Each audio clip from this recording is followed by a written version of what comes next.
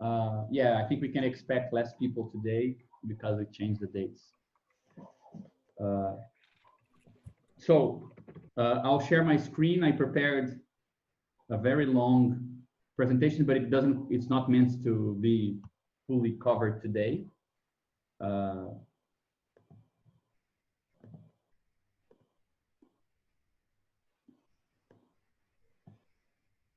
And my idea is... Are you recording? Yeah, recording, sorry. Yes. My idea is for us, I don't think 3 meetings, I mean, I'm planning on 3 meetings, but by the end of today, I think we can rethink if this makes sense or not. My idea was for us to discuss a bit the reconstruction of book 2 on the transcendental, not for the sake of clarity, because I think we did cover very well all those stuff, but for the sake of localizing or understanding a bit better what we're going to do with book 3. And there is one important thing that I think is important, one particular aspect that we should focus on that warrants dividing into this overview before we go into the details. And then I think we should start on the details, perhaps discussion function of appearing, if we can, the phenomenon, but I understand if these things here we don't go this far. Hopefully, I think maximally we could get to existence, because the real complication starts in 3.4 with the phenomenal component, atom of appearing, the whole definition of object out of this. And then, which there is this break in the chapter that starts what he calls atomic logic proper and leads all the way to the end. So I think that we might be able to go until the point of discussing existence. We can stop there, perhaps. Then for second meeting, we recuperate these insights and move all the way to atomic logic. Perhaps we discuss what it is, broadly speaking, without going to the details. And for the last meeting, atomic logic all the way to the transcendental functor. This is an absurd amount of stuff. I had a really, really hard time preparing this. Basically, it means that in a couple of meetings, we will be covering a lot of topos theory, and which is definitely something I'm not well versed in. High-King's algebra, I think, are more easily translatable because they have such level of equivalence to issues of logic, and partial order sets are kind of intuitive in a sense. So I think it's easier to follow in a certain sense, and it was harder to, in the sense that we didn't know what it meant, like why think transcendentals in these terms, and what it is that we are discussing and studying when we approach this. So no wonder that we spend most of our time talking about the justification for pluralities of worlds, the justification for transcendentals, how are they conceived as multiples, part of the world, and so on and so forth. But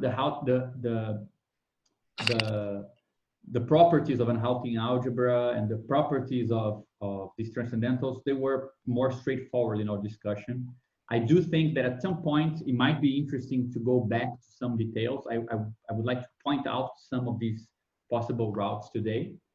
But overall, I think we discussed more the philosophical justifications and the reasoning that Badiou did. Whereas in the case of the object, I think that the mathematics of it has a new degree of complication. And I think we'll have other ways of getting things wrong and getting lost than before. So my idea is first to begin with a reconstruction of book 2.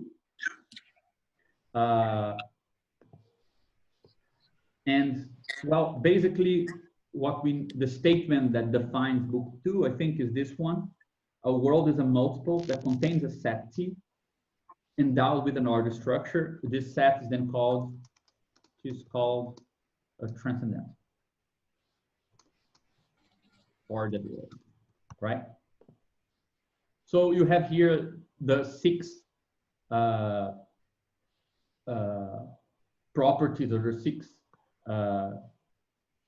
conditions for something to be called transcendental. you have a world, and there is a set T that belongs to this world. It's called the transcendental of this world. The elements of T are called degrees. Then you have some properties of this set, right? C is a set endowed with an order structure. It has a minimum. It has conjunction.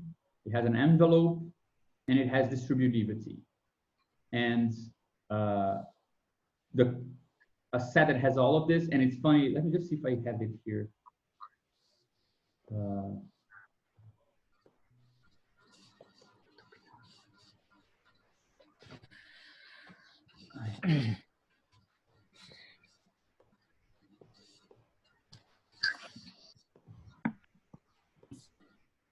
Like, if you go, as we go from this list down, what we're actually doing is also specifying the sort of post set that we are interested in, right?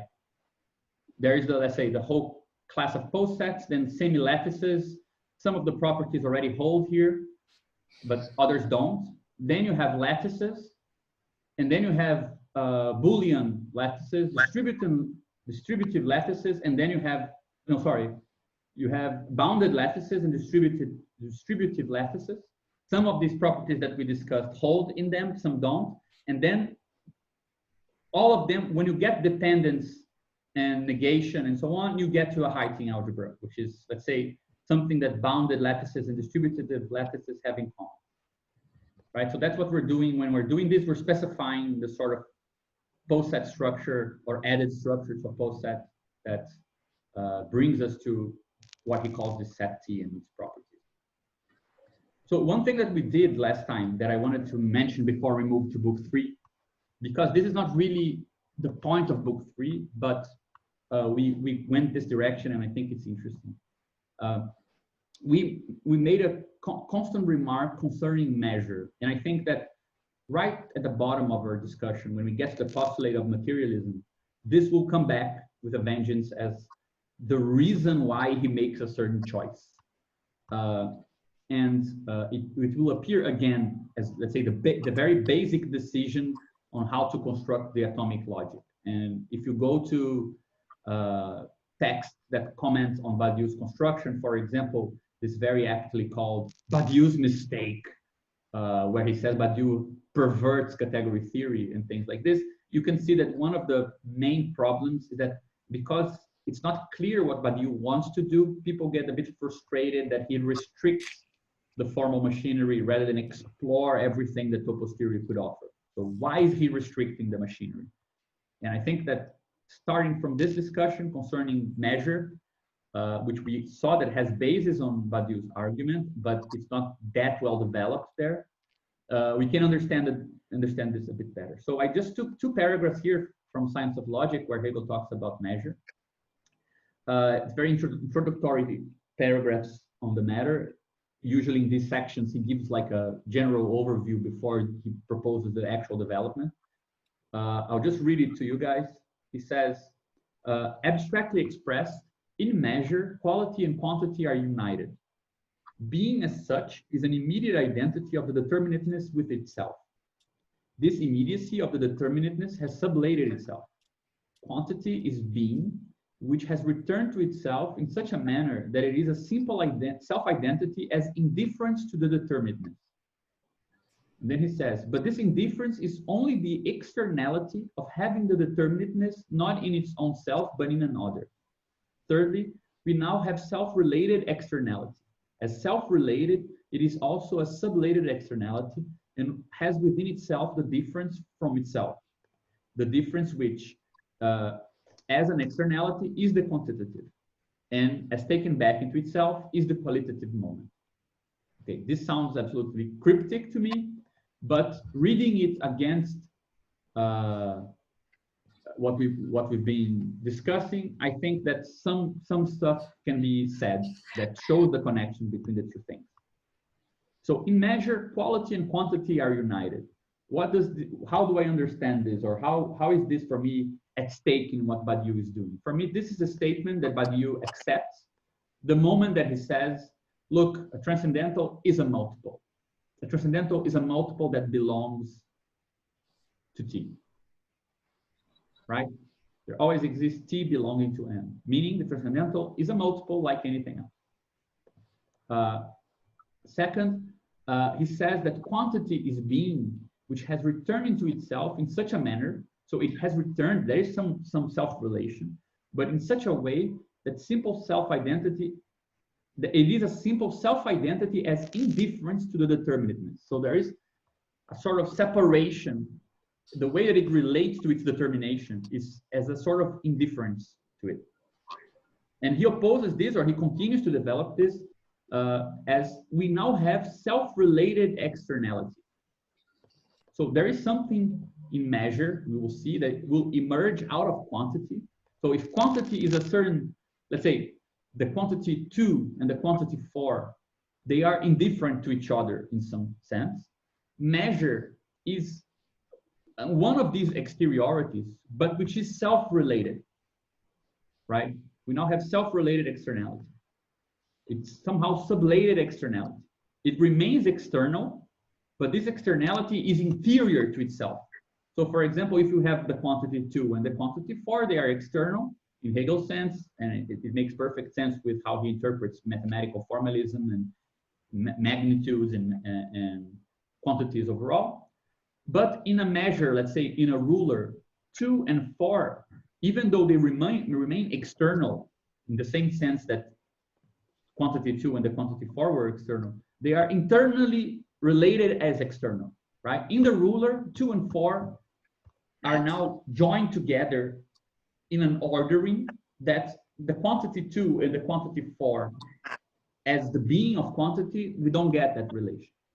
So this is the three relations that the three qualities, let's say, of quantity, or the three relations or three properties that I think we can extract from this. When we talk about measure, what we're talking about is these three things here.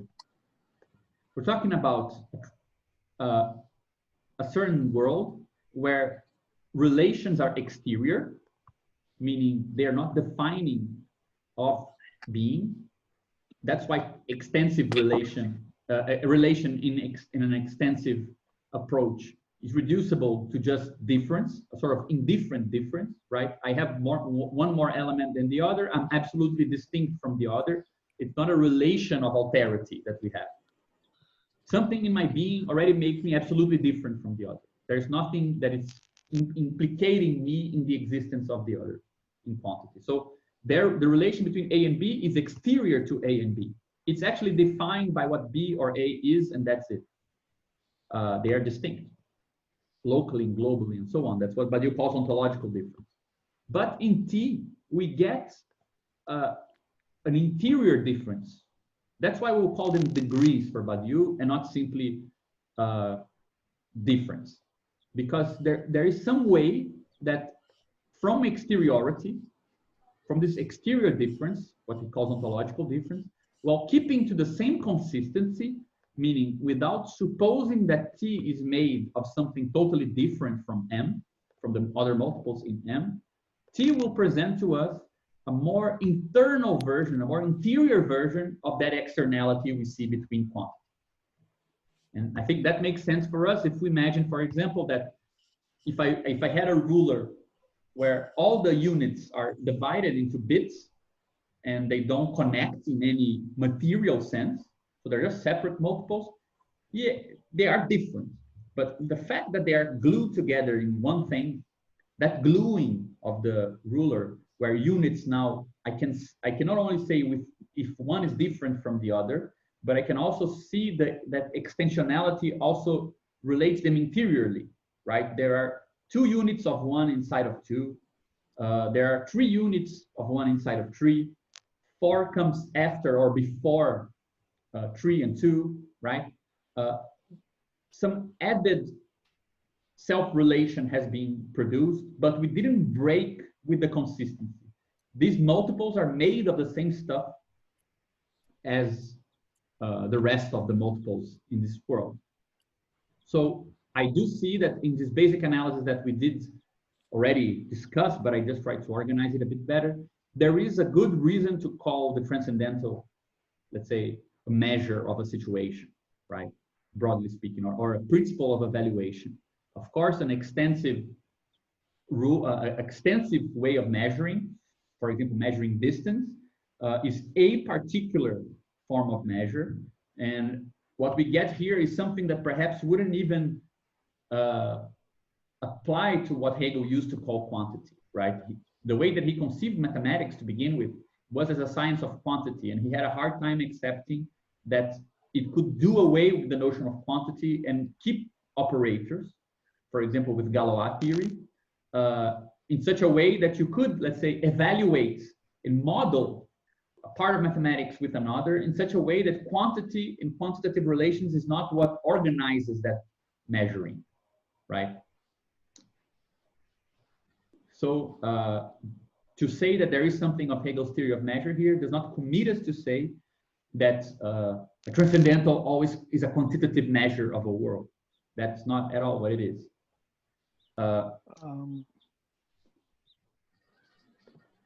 Gabriel. Yep. Just a note. This is great. I don't know if you guys remember this. I haven't looked at it for a while. That when you move from the doctrine of quantity to the doctrine of measure in Hegel, you go through a moment that is called ratio, right? So ratio is just before the measure. And then measure is basically is defined as the quantity, the quality inside quantity. When two quantities are attached to each other through a ratio that begets the measure. Yes. Speaking of, there is something of Hegel's science of logic here. This is basically what we are talking about in appearing, because whereas in ontology, multiplicities were not attached with each other, they were quantities that are completely isolated, unrelated with each other. With logic or appearing, we have a ratio of these quantities with each other. Mm-hmm. That how close, how identical, or how different they are with each other. So hence, with logic, we actually go to the category of measure because of the relation between two quantities, which did not exist in ontology. Yes. Also, one thing that is interesting now that you mentioned this, I agree with you that ratio is a middle step, but it's interesting that we will see with one way of describing what we will be seeing now, and I think Dennis already did work on this in his text on, I think on cognitive mappings to sheaves, that you don't need actually to have the complete measure as a transcendental coming after the ratio. You can actually have a certain definition of ratios glued together to arrive at the transcendental, right? I mean, if ratios are, let's say, local relations between multiples, it's a sort of weaker version of measuring because it's local. It doesn't relate it to the global directly, right? You can have a sort of theory of relativity of measure by the ways that these multiple ratios, multiple ways of local relations can establish the global, right? I mean, Dennis, isn't this a bit what goes on with your reconstruction of sheaves with Pythagoras theorem and theory of relativity and stuff? Yeah, yeah, because well, at least in physics, right? It's a big assumption to say that a topology behaves perfectly or like rationally or normally on the global level, right? You can only make comments on the local level usually. Mm-hmm. But you have like things like singularities and so on, which would disrupt the gluing process, right? So in a lot of ways, the idea of a sheaf is very ideal because it supposes that there is one gluing that is consistent at the global level. But most of the time, like that's just kind of an assumption, right? I mean, that's where the mathematics and the physics kind of diverge, because a sheaf, I think, you wouldn't have singularities that would disrupt it, something like that. But yeah, so you would talk about local gluings. It's a simple way of thinking about that is just the curvature of space, right? And it's locally behaves like Euclidean space, right? But globally, we can't say anything necessarily about it. Like, yeah. What I'm trying to get at is just that I think, Reza, your point is actually very interesting in the sense that we don't want to simply say that ratio is a moment of measure, but there is actually a sort of not necessary transitivity between the two, because you might actually find out that measure is, let's say, almost as local as the ratio, right? It's to move from ratio to measure is not to move from local to global necessarily. But I mean, what you guys are saying is interesting, but my point, or the way that I remember from the movement in science of logic, the point was a lot simpler. The point was, how do you get quality within pure quantity? That's the move that Hegel is making by going to measure. The way that I see it here, that I think it's important at this point, is that there is, let's say, the way that I would reconstruct this is to say that same consistency in a very broad sense implies that there is a similar quality, right? Let's say you re-encounter inside of measure the quality that you let go at the beginning. So you move from quality to quantity, but then the quality of quantity arises from the fact that, let's say, to measure extensive differences, you need an extensive measure, right? So the quality of extensiveness is a condition for the measure to measure the quantity. So what was the background? The sense that we're measuring distance, which is extensive, with a ruler, which is also an extensive material, also has extension, right? This was a qualitative condition, but at the level of the definition of measure, that background comes into the picture as well. So now we see that measure is, let's say, both the measure of a degree between two things, but also in that sense, affirming the quality that we're measuring, right? Yeah. So one of the things that I thought was useful to bring into the picture is the following, because there is a minimal distinction here that I think we can capture a bit better from, okay, how can we move from this exterior to this interior indifference, right? How can self-related externality come about from simple self-identity as indifference? So how can this share your screen again? Oh, sorry, I'm making a bunch of pointing to stuff you guys are not seeing. So here, how can we move, right? How can we keep to this condition of same consistency and account for the birth, let's say, of interior self-externality from exterior self-externality? So within the realm of externality, which is the realm of quantity, and keeping to the qualitative condition of same consistency, how can this exist without it being assumption we're bringing to the table? How can it be derived in some sense? Or is it not theoremic, it's axiomatic? And I think that even though that certain operator, as you said many times, Reza, is axiomatically affirmed, the operators that allow us to talk about and make intelligible this interior relation, the existence of structure in multiples is not given by that operator. So, but we can derive that because that was already derived in being an event. Being an event, we have the idea of sets, and power sets. So if I have a set AB,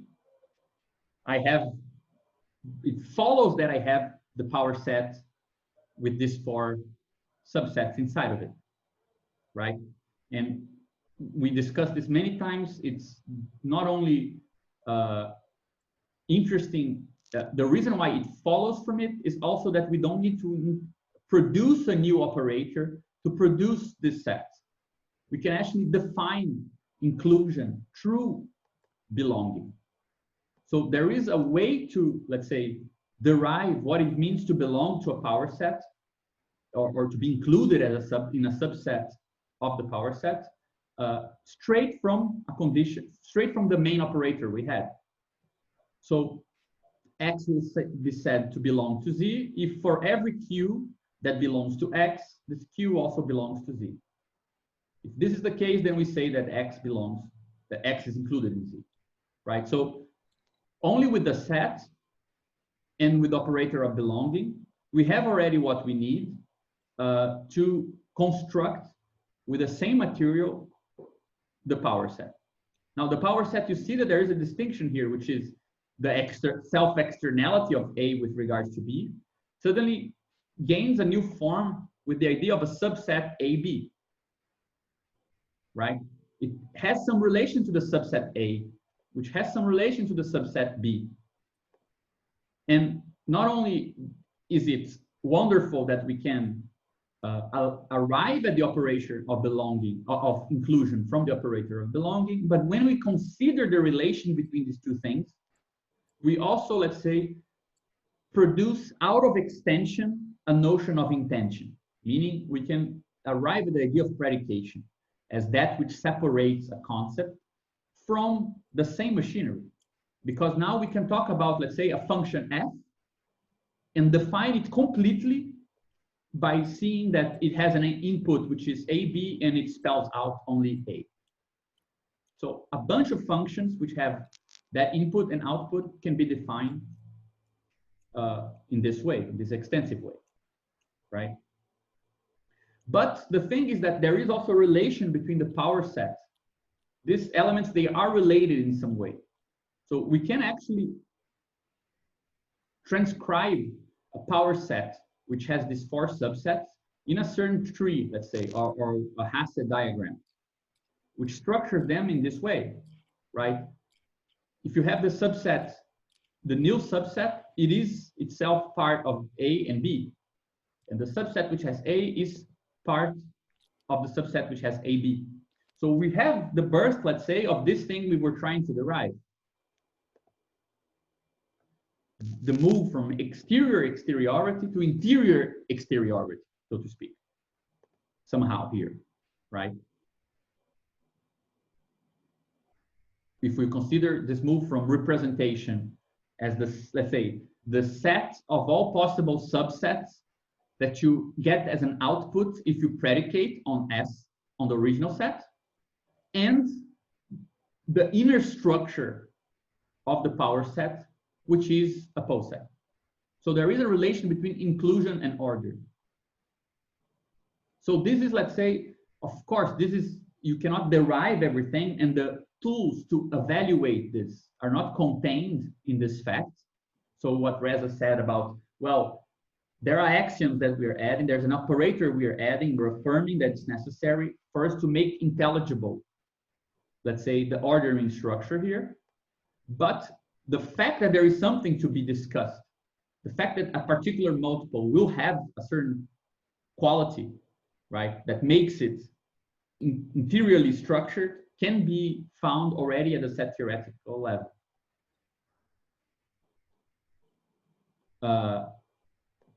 So for example, just to substitute it for something a bit more complicated, if you have a set A with 3 elements, 1, 2, and 3, you have the power set with these subsets. These subsets can be structured as this Hasse diagram, and we can ask all the questions that we were asking with regards to the transcendental structure about this diagram, right? What is the minimum? There exists a minimum that belongs to this structure. Which is a lattice. Which is a lattice, exactly. It's more than just a lattice, right? It's within the lattices, it has a bit more.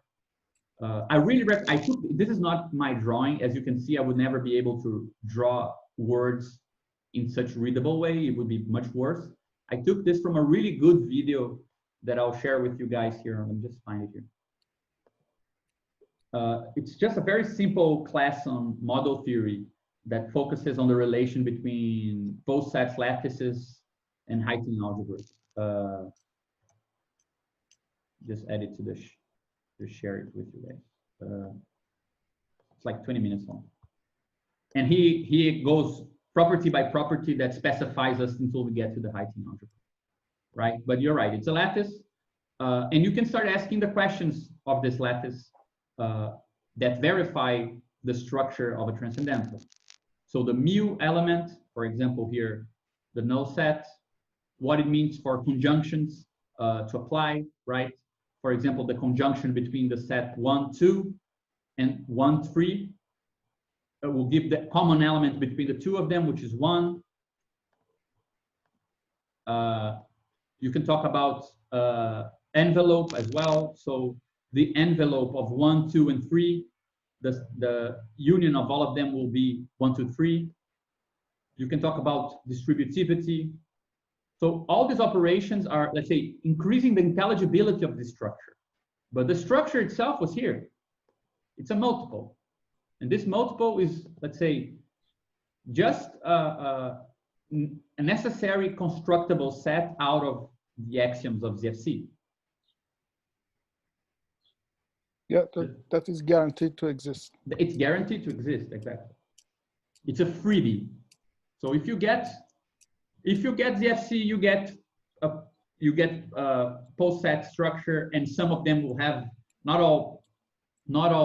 I think all power sets are Heyting algebras, but not all sets of subsets will verify all the properties, but most of them.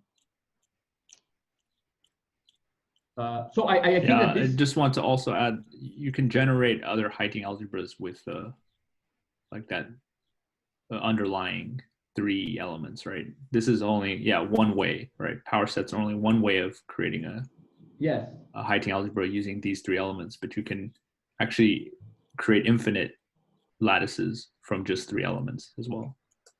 But none that has to exist other than power set.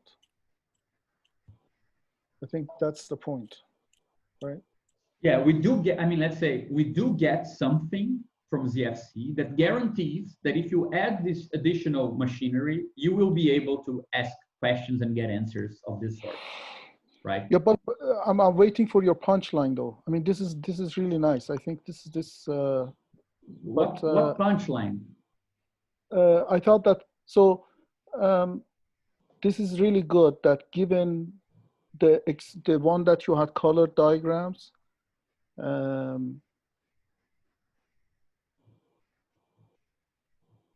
okay, in this case, you have multiples, alpha and beta, and then you have T, and you're saying that in the world of ontology, by mere existence or by mere being of alpha and beta, we get a poset, which is P of A. Yeah, right. I'm saying that if A exists, we have something which is P of A, which will verify this sort of relation we're interested, this interior relation. But we know that P of A, from an operational standpoint, does not fulfill the same operation as T. Yes. Okay. So yeah, my point is simpler. I mean, my point is simply to add, let's say, a middle step that we could talk about in more detail later on, which says that there is a bit more of ontological grounding that we could talk about with regards to the relation between situations and states of situations that explains a bit better this thing here. Still, there's the question of what is this? Like, what are these relations? What how do you call this?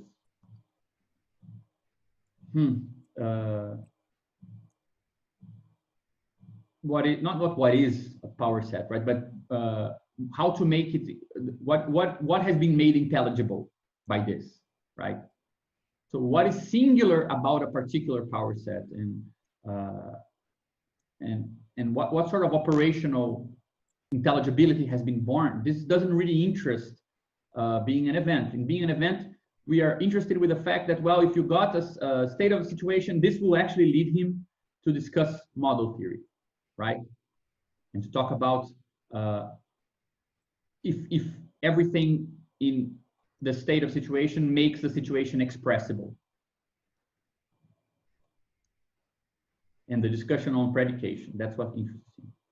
That's why I meant in one of, I said in one of our conversations that there are three, like last meeting we talked about this idea that Badiou moves all the time from, instead of calling the world or being or whatever this, and language this, he wants to have the world and language here so that this relation is intelligible for us, right? And philosophy is here rather than here. So he has a new problem. How do we talk about application? How do we talk about the relation between mathematics and philosophy? But he doesn't have this problem. He has a new problem. And there are many ways to talk about this arrow of, let's say, aboutness. There is a way of talking about it, which is representation. Representation is about something. And we get a lot on this in being an event, through model theory, and things like this. Cohen, Gödel, and so on. We get something with regards to semantics, because semantics is also about something at the end of the chapter on the transcendental. And we also get something about appearance, which is also another relation of aboutness, right? We say of these three inquiries, something represents something else. Something means something else. Something appears to be something else, right? So being an event focuses on these questions, and now we're interested in these two questions, which I think logics of words is more about being an event. So you're right that that there is something new, so that we can move from the question of representation, broadly speaking, to the question of semantics and appearance. New operators, so on and so forth. But I just wanted to show that there is more to what he already did on the topic that can help us to navigate these issues than simply saying that he introduces this ex nihilo. He doesn't. This structure here and the relation between belonging and inclusion already will give us, between inclusion and order, already give us, let's say, the ontological substrate for transcendental to be possible, right? No punchline there yet. Mm-hmm. And there will not be, unfortunately, I must say. I have nothing profound to say on this topic other than look at this, right? It is interesting that, I mean, I wanted to do this today, but I didn't have the time, but I'm not sure if Caron wants to do it or if anyone wants to do it, but you could add an extra move from this Hasse diagram to model truth values, right? Which is what Badiou does in the chapter on the greater and ordinary logic. That's pretty much what he does. He already showed that this has all the structure of a locale. And then he says, you know what? This structure, it obtains for everything we need to have a logical space with semantics and quantifiers and things like this, right? So we could also move an extra arrow here in that sense. But none of this, and this brings us to book 3, none of the, we have this nice fact now that T is structured like a locale, this complete Heiting algebra. So we know what we mean by interior relations here and what sort of operations we're talking about, conjunction, envelope, distributivity, and how negation, dependence, all of this follows and so on. But what does it mean for this to measure something, okay that it is a measure. It has interior structure, but so what? What is the relation between a multiple alpha and a transcendental degree that belongs to T? So this is how we get to book 3. So my idea before we move on is simply to state, let me put this below here, we're not doing it now, to say very quickly what we will find here. We won't be able to, I mean, this is half of the chapter. The other half is this. I didn't add the definitions because it would look totally bizarre if none of this was covered. So I'm gonna do this for the next week. But just so we get an overview of what we're gonna be doing. So it's all, let's say, intrinsically more, continuously more immanent answers to the question of what the hell is the relation between M and T, or a multiple that belongs to M, right? This is not really the relation between M and T, but the relation between A in M and T, or alpha, whatever you want. At this point, I'm not saying what he will actually want us to say, which is the relation between A in A itself in M, because we'll never discuss an element of the world without talking about its referential multiple. But for now, let's just have the general question that we are already in place to pose. So this is how he will move, and not everything will make sense at first, and a lot of it doesn't make exact sense to me this far anyway. So, but at all? No, at all it does. I'm pretty convinced at this point that the guy is good. He's good for it, but I'm not capable of transmitting and explaining the things that I'm reading that well. So hopefully we can also make this presentation better together as we go along. But I find some I don't want to say contradictory, but very unclear. So I'm to your point. I'm sure it is me. No, probably. I mean, I will try to raise as we go along a couple of issues that other commentators have raised with regards to what he's saying. But hopefully, that's also why I want to present an overview before we go into the details, because there is a very specific reason why he's doing things the way he's doing. And it took me a long time in many discussions with Dennis to start understanding why it is that he began from high-things algebra without redescribing them as in diagrammatic categorical terms. I mean, high-things algebras, they already imply, like, conjunctions can be written as a particular sort of, I think, fallback and things like this. And he doesn't really give you any categorical machinery, no diagrams. He doesn't want you to be thinking in those terms.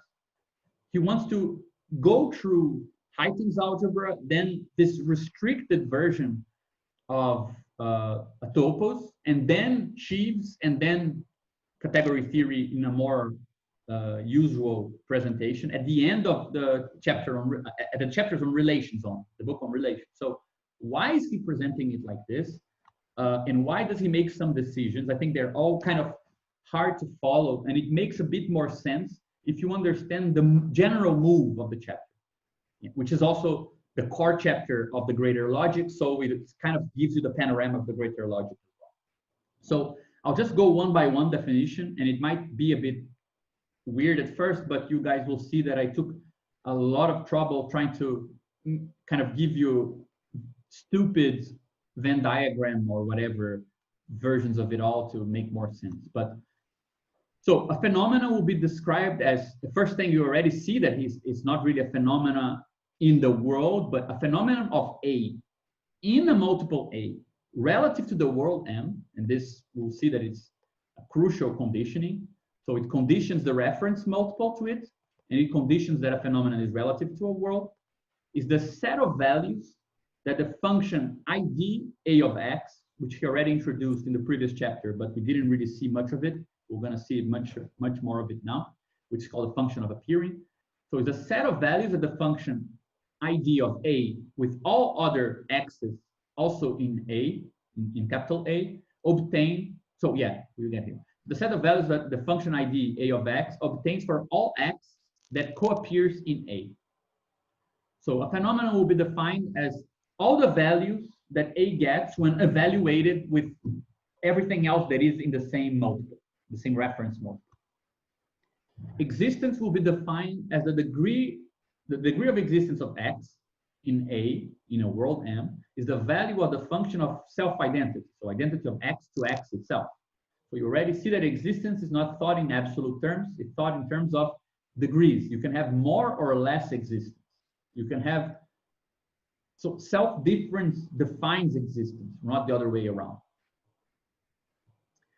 And then we get to the really complicated part, which is also the really beautiful part, I think, which I'm not sure we'll be able to get to today, which is a description of, okay, so a phenomenon exists, but can we be analytical about this and talk about parts of a phenomenon? And can we talk about how these parts relate to the phenomenon? And can we talk about what is, let's say, if we have a set of stuff that appears, what appears when a collection appears, for example? So it's a mereological question. When we have, as we will see the example we'll be following today, when we have a group of anarchists, for example, as we have now on the streets, and you say there is a group of anarchists, what is it that appears as the group, right? So what's the relation between the components of that group and the group itself appearing? And how is this articulated? So he begins by defining a phenomenal component of A as the function pi that associates the degree P in T for all elements X of A. So pi, let's say it checks to see what is the degree P of all components of A. So it will be something like, we get a component will be all the stuff that appears with the same intensity within the group of anarchists. Whereas some things appear to be more the group of anarchists than other things appear to be. This already implies something that we're not seeing here, but we will see, which is very important, which is, while phenomena and existence were defined as functions that go from the world to the transcendental, the components are functions that go from the multiple A to the transcendental. So that's an important distinction, right? To go from A to T or to go from M to T. We'll see that this is a very, very profound way to encode into this function epsilon already, let's say, a degree of localization.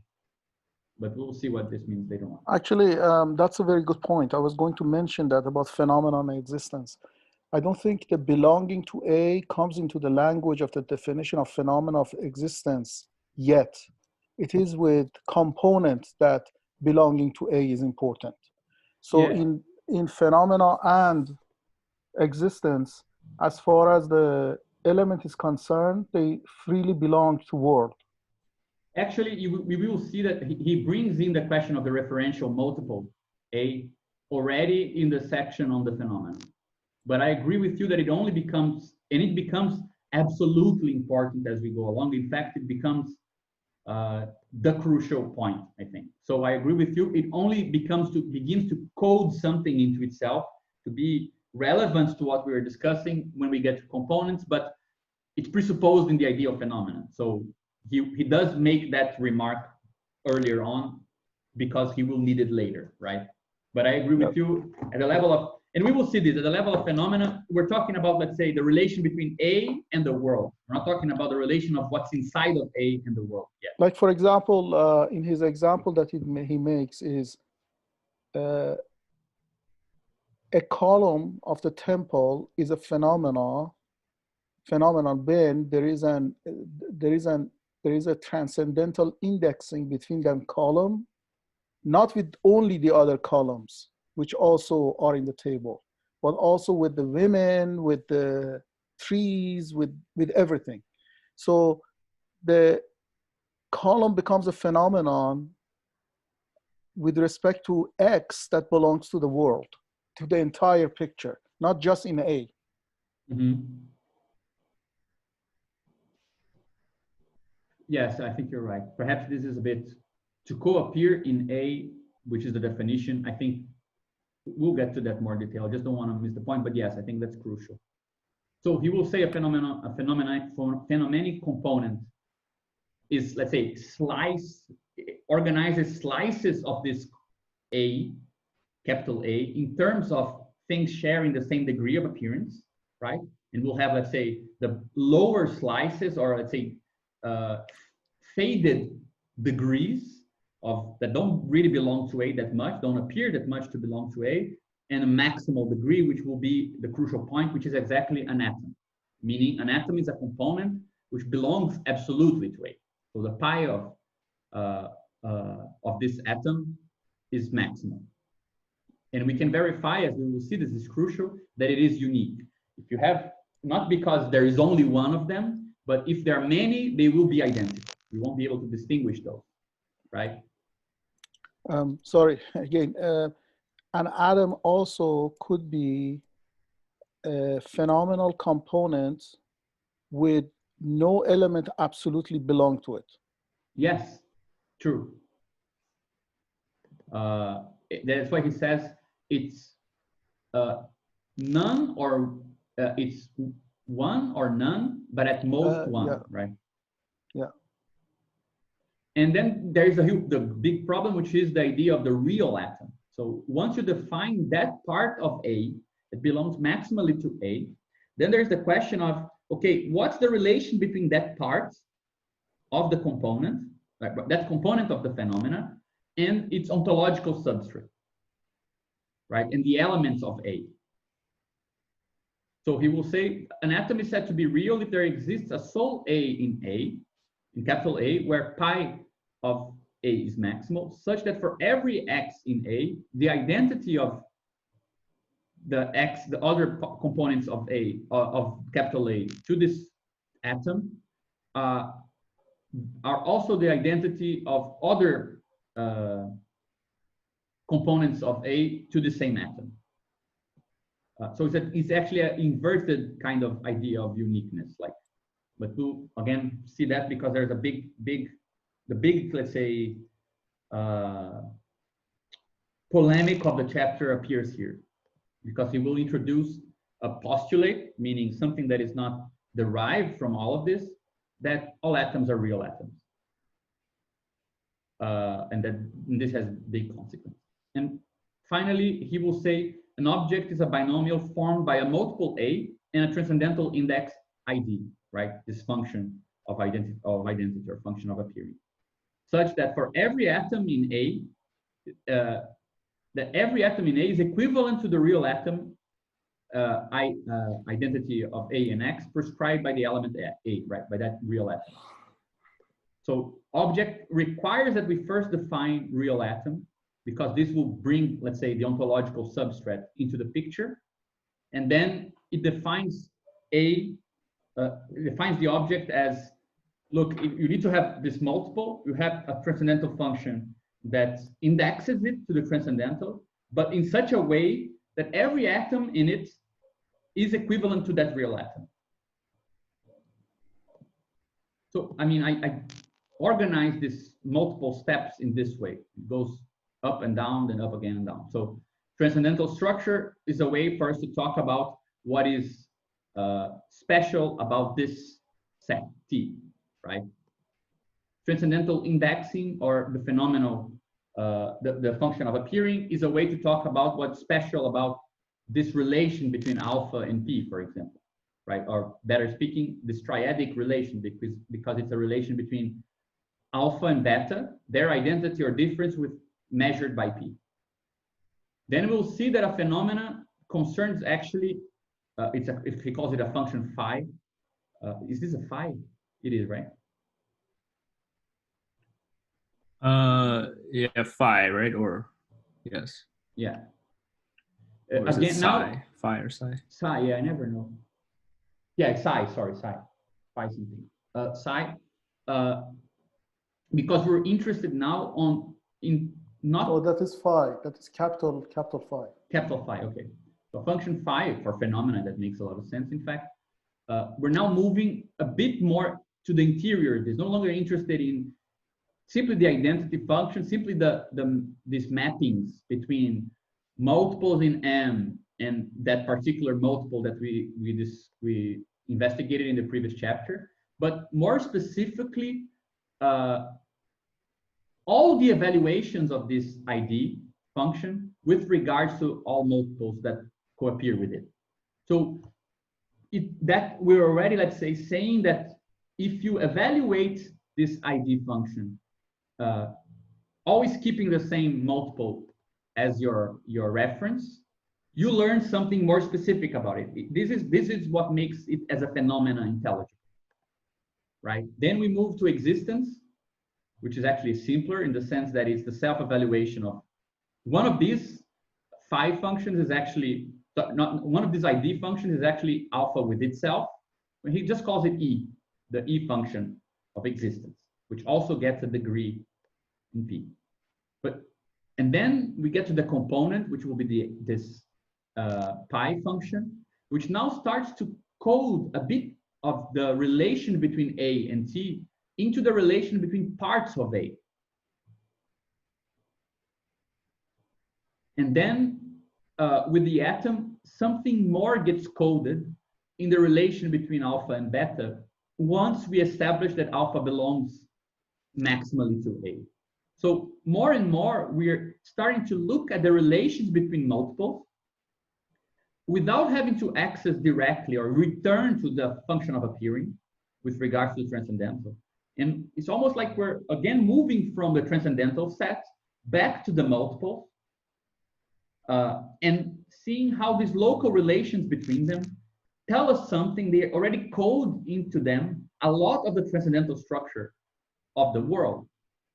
So it's just to show that the thing that was missing in our previous chapter, and a lot of questions were asked about this, okay, but how does a measure relate to the world? Isn't it nominalistic, or doesn't it presuppose that gap we were talking about between language and world? We're starting to, let's say, but you saying, I'm gonna cross the Kantian line now. Yes, I presuppose that ontological homogeneity between the multiple and the transcendental set, but that was in the background, almost like just a presupposition that he doesn't really focus on. But now that ontological cohesiveness or consistency or homogeneity is going to play into the possibility, it's going to give rise to the possibility that we move back from the transcendental into the analysis of the components.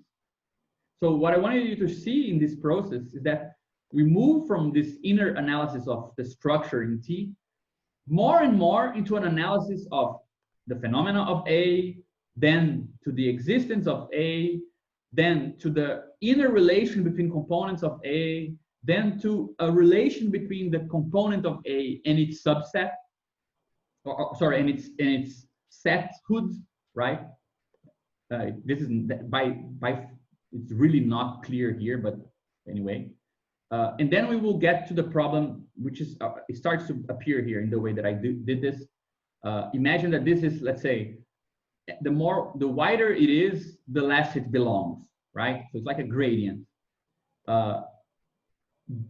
It says that, well, if something belongs absolutely at the level of the component at the atom, so A is, let's say, the atom of appearing of A, it's a real atom, where everything gets measured to its degree, it's measured in regards to it. It also implies that this degree everything is being mapped onto an element of the ontological substrate. We'll see this in more detail later on, but you see we're moving back to ontology in a certain sense.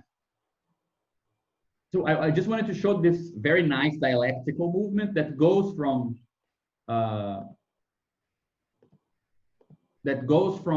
analyzing the transcendental to analyzing the relation that it establishes with this exterior multiple, to further specific analyzations of this, to even further to the point that we are now going back to the relation between evaluations and belonging, right? And this all is then implied in the definition of object, as we will see. So if we move from, let's say, ontology to the transcendental, then all of this is a move back from the transcendental to the world, right? And I think that the fact that he wants to do this justifies a bit the way that he's adding his definitions and the way that he's progressing in the chapter. Does that make sense? Yep, that makes a lot of sense. And Okay. he reiterates that quite a bit, that localization is not only an effect. I mean, localization is not what happens to beings because of the function of appearing, that we come to beings are localized in words because of everything that we talked about, like that the whole does not exist and stuff like that. But appearing does something back to multiples. So a large part of his atomic logic is actually about what is it that appearing does to multiples. Yes.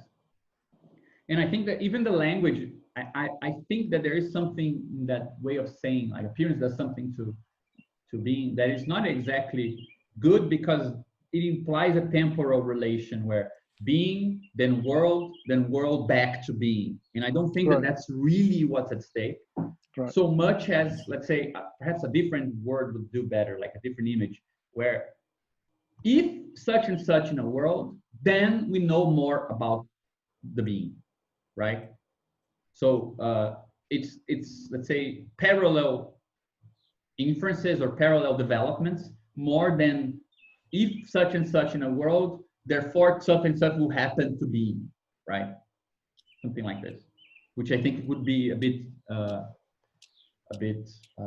closer to the intent. Yeah, it's a bit closer, I guess.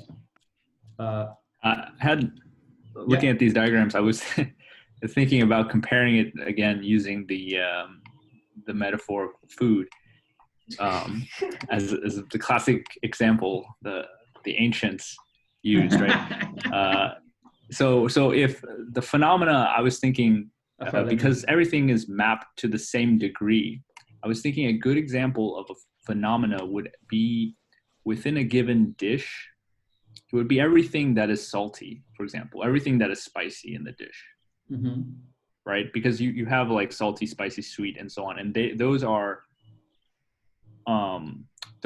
unrelated to each other, right? But within each, there is some greater or lesser degrees, right? So that's why a post set would be the proper structure to hold those together, right? A post set of different tastes, such that within a chain of that post set, within one, let's say, branch of that post set, you can have a concept of greater and lesser, but ultimately it's separate from the other. So a phenomena would correspond to one chain. I think that's really important to say that post sets are nice for us to talk about evaluation in a broad sense, because they don't imply linearity of order. Yes. Right. I mean, it's obvious, but just to make clear that if the structure of a transcendental is like it's a post set plus some stuff, it means that you don't need to assume that it's like this with a minimal and a maximum, right? It can have a chain, as you said, that has this structure, but it doesn't imply that everything that it's connecting will all fall into this, right? Exactly, yeah. And that's one of the intuitive, or let's say non-intuitive aspects of this concept of measure. But but when we localize to a phenomena, we are now within a possibly a linear structure, linearizable structure. For example, or at least in the way I'm thinking of it, let's say the component in this case would be the spicy component, right? And within the spicy component, now you can say something is greater or lesser than. And then within that, there must be at least one element which is the spiciest thing, right? Let's say a seed of chili, that would be the real atom, right? So you have this this passage from a dish to everything which is spicy in the dish to the piece the smallest piece, which is the maximal spiciness, right? With which, if you were to remove that, then suddenly, you know, the dish would be, it would still be spicy, but the general structure would kind of go away, right? Yeah, but I think components can be divided by, for example, spicy stuff, for example. That could give you all the stuff that is spicy in this part of the dish, but you can also have a different, which will give you, let's say, the envelope for spiciness for the largest, the maximal spice. Or you can have, let's say, everything that has P degree of spice, P spice. That's also a component, right? Yes. So you're not committed to saying, I separated you can separate it in various ways. This pi function is simply mapping to a particular degree. If you chose the maximal spice, everything will be separated here. If you chose only, if you're evaluating only P spice, like things that have the same spiciness or the same amount of salt, you will also evaluate it different. Both are possible as components, yeah, exactly. right? Yeah, because hidden in here, the nuances also, within a single degree, well, depending on how fine-grained you want to be, you can count everything as a single degree, or you can expand a degree to include, you know, basically more degrees, right? Yeah. I mean, that's kind of not a rigorous way to talk about it, but yeah, I think, you know, if when you say to someone, oh, the dish was too spicy, you're not really making any distinction. You're just saying that there's too much of something, right? I want to be able to use Baidu to formalize this kind of statement where a single 1 degree can summarize, let's say, a series of degrees. Like, you don't need the transcendental to be that rich to make that statement. Mm-hmm. And if you're, like, let's say, a food critic, then your transcendental needs to be richer because you need to write like an essay about the meal you're eating. So you can't just say, oh, well, it was too spicy. But that's not enough for your readers, right? You need to elaborate on that. So your transcendental must be more fine-grained.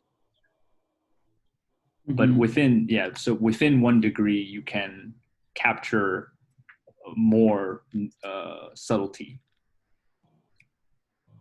Something like that, right? Because so the component is a way of allowing us to zoom in on a particular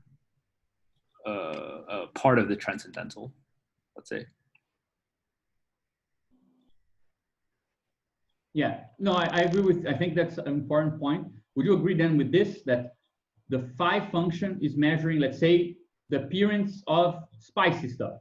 So it will measure everything with regards to, let's say, that part of the transcendental that measures spice. So it will see that this has no spice, this has no spice, this has more spice, and so on, right? But we can go into the components and ask, what is the P spiciness of some of this world, of some of this dish? And some will be more spicy, some less spicy. So we're looking at the internal composition of the phenomenon, right? What Badiou is saying is that, look, you don't do this with regards to the transcendental alone. There are inner structure to the world that organizes the constraints of this. So there is a really existing maximal spice degree, right? To begin with, there is something will be measured as the maximal spice, and if there's something which is the pi function, it's absolutely, it's the most spicy thing. It's the very thing that gives you, let's say, the upper boundness of spice in the dish. Once you have this, you don't need to compare things to the transcendental spiciness level. You can compare things to the most spicy thing. So the atom part is really crucial because it moves from this broader evaluation of spiciness with regards to the transcendental to the evaluation of other spicy stuff with regards to the most spicy stuff. Yeah, my question then would be, is the transcendental in this bottom right atom diagram the same transcendental This one. as, no, just, yeah, let me turn on. I can also annotate, right? Yeah. Yes. Yeah, so is the transcendental here the same as the one here, for example? Well, why not? Well, because haven't we already said that we're fixing the P spice? Like we're saying we're now exploring a single degree called P. Yeah, but this remains. Oh, I think the crucial. The Oh no, beautiful what you're fixing is not the degree. What you're fixing is the element in order Yes. to get the atom, right? Exactly, exactly. So the crucial thing is precisely this. You fix the atom you want to evaluate, and it remains consistent with the phenomenic analysis. That's why it's so beautiful, because it says, look, the same analysis that you can make at the level of this, let's say, external approach, right, from the transcendental to the phenomena, you will get the same stuff if you make it internally, from the element to the other elements with regards to the transcendental, right?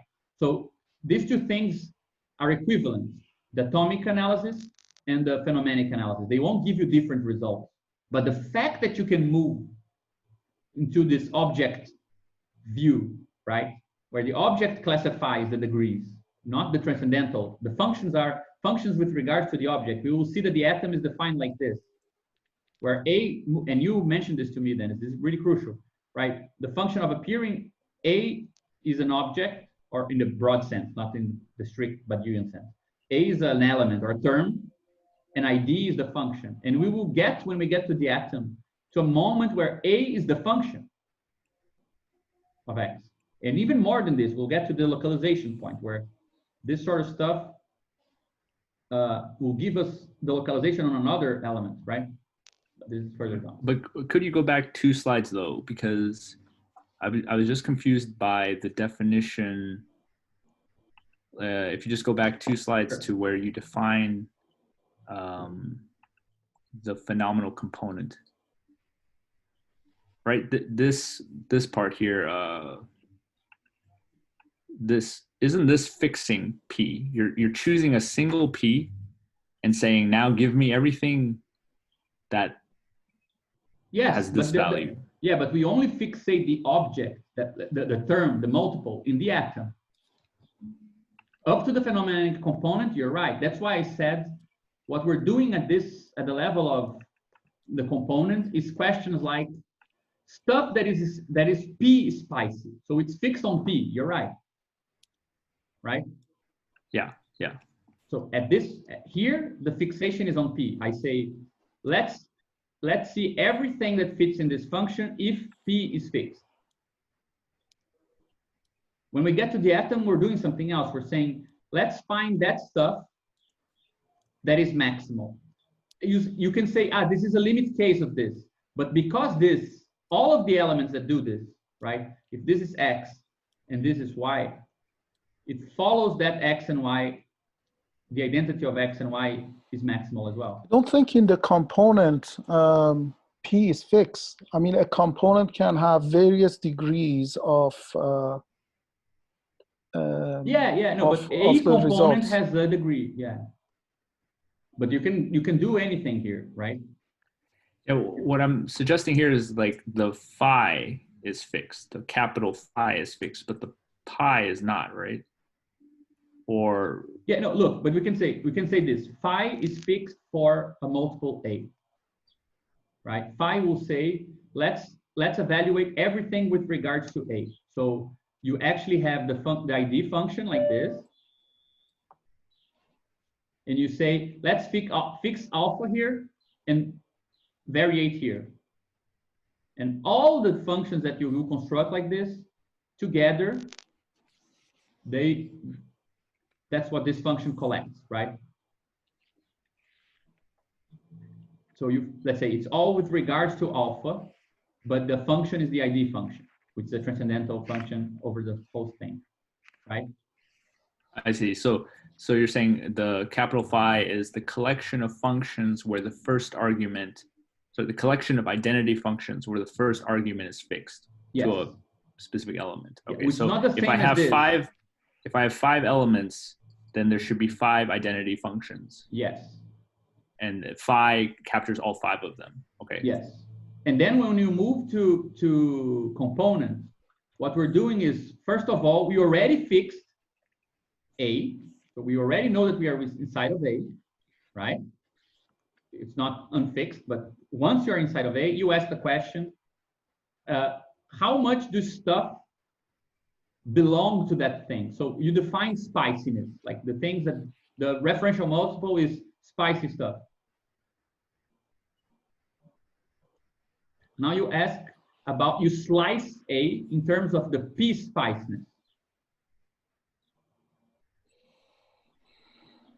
Oh my God.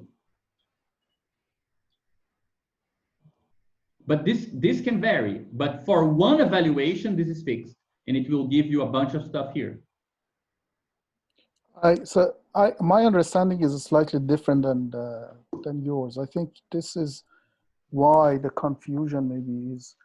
I am on page 213 and I'm reading the definition. It says in italic, we will call phenomenal component a function of a being there in a world on the transcendental of this world. If the function, right? So the range, the domain is a multiple A, and Yes. the range is T, or the other way around. I don't know. Anyway, it's A to T. The function goes from A to T as opposed to M to T, Yes. which is phenomenon. Yes. Phenomenon is M to T. Component is A to T. Yes. If the function has P, degree P, right, as its value for an element of the being there under construction, this means that the element belongs to the P degree to the component defined by the function. The elements that elements that absolutely compose the phenomenal component are those to which the function assigns the maximal transcendental degree. So this is a function. So there is no degree that is fixed for a phenomenal component.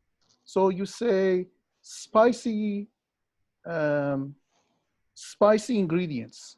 So I would slightly change the world. The world is all the dishes in a restaurant. That's the world. So there are probably 15 dishes in total. A phenomenal component says that in one of the dishes, let's say one of the dishes, so dish number 1, the phenomenal component says that the dish is spicy. The spiciness is that function. Now that function of a spiciness goes from all the elements in that dish. Let's say it has pepper, and it has celery, and it has other ingredients, rice or other ingredients, to the transcendental degree. Now, this can return anywhere from nil for that dish to M, right? Yeah. So pi of X being ingredients within that dish, can return various different degrees from nil to yes. Now, if in this dish you have no maximum, nothing absolutely belongs, nothing is absolutely spicy, Yes. then that component is an atomic component. But if there is something that is absolutely spicy, it has to be just one of them, one ingredient that makes this component atomic component. I think you will get a bit fine tuning because you can have multiple things being maximally Yes, valued. but I mean, Yeah. in terms of appearing like two Yeah, yeah, yeah. identical, I don't know, peppers. Yeah. But Yeah, but I don't think you need to have the entire restaurant. You just have one. You only need one dish to start with, because As the difference that I'm making Dennis, is the difference between phenomenon and phenomenal component. For phenomenon, your range, your domain is just an element or just a dish within the entire repertoire of all dishes, all the cuisines.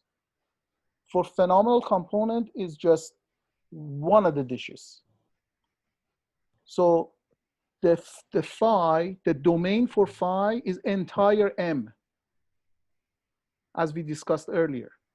The domain for component is just A, not entire M. Yeah, no, I agree with Reza that talking about all the dishes and one dish makes it easier to distinguish between M and A. But I think Dennis was presupposing that distinction, and I don't think it's a problem separating. You have a dish and you have like stuff in the dish, like rice and stuff, and you separate it like this, or you can even, nothing requires it to be so extensively defined. You can separate A like this as well. Like, I think that I just mean that if we introduce the restaurant instead of a single dish, then we have to start speaking about what is the function that compares dishes. Otherwise, there's no point in introducing multiple dishes, right? Yeah, the function is called transcendental indexing. That's the function. Okay, sure. But I mean, we will get to all of this in detail. This is all the overview, and I don't think we'll exhaust everything in here. All the quotes that you mentioned, Reza, they're later on included as well. All I wanted to make sure we understand is that there is a movement from this to this, and then to this, and then to this, that fixates different things and codes morphisms in a new way because it's now on condition of that fixation, right? So you're right here. So the phi function is, it maps from the world to T. This is a special case of this, right? Amongst those functions mapping from M to T, so the AD function here. Amongst those functions, you have what he calls the E mapping, because it maps, it's the particular case where A will be, ID function is alpha to alpha, and in T you get a certain degree here, which doesn't necessarily is the maximal one. So this is in T, and this was in the world, right? So it's already fixating. Here we fixated in phi, we fixated in this sense, everything with regards to a dish, in your example. Here is a particular case, which is the dish with regards to itself. Then we have a different way of, this function here now is mapping from A, from a component, for in your case, a particular dish, to the transcendental, right? And this here is a particular case of this question of, does it maximally belong or not to the component, to the multiple A, right? So you can get some cases where it will be this P value that belongs to T, and there will be cases where this is the case, maximally. Once you arrive at this case, you have now something useful, because you can now start talking about, okay, I know this A, and you can kind of repeat the same movement here about the phenomena from M to T with A fixed, but you can do it now locally with A fixed with regards to X.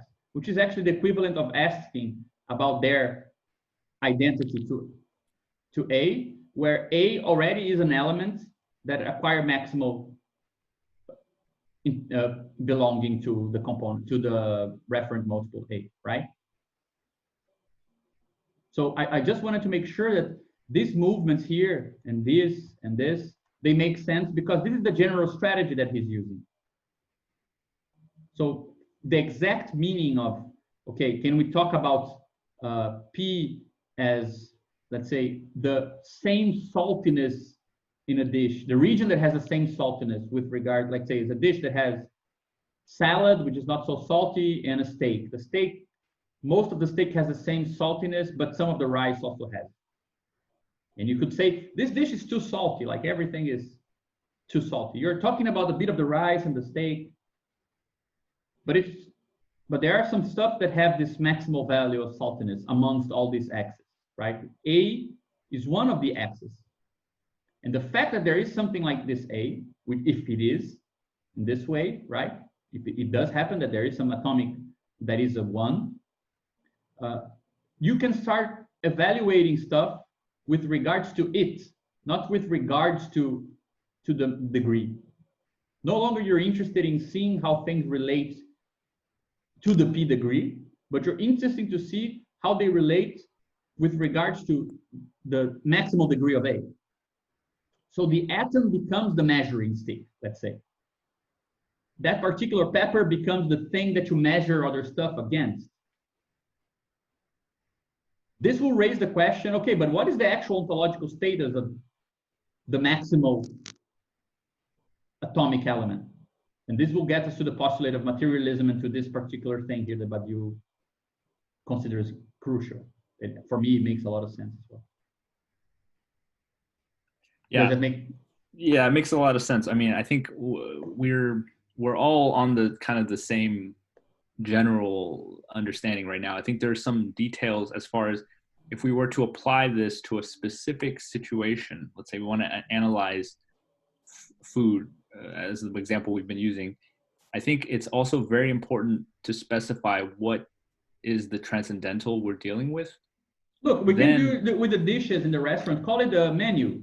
The menu has the category of fishes and sometimes meats, and it says like extra spicy, two peppers, 1 pepper. This is a spicy dish. This is 2 spiciness, level of okay spiciness. This is really spicy. You have it on the menu, right? It's organizing the dishes in the world. To me, the menu is like the ontological thing, right? It's the multiple. The menu is the multiple. No, why is the menu the multiple? The menu measures the dishes. The menu is not food. How does the menu measure? I guess the menu. Yeah, it transcribes the relation between the foods, right? Yeah, I can see. Yeah, it's, let's say it's a particular organization of, so it's kind of like this. It's true. Oh, let me.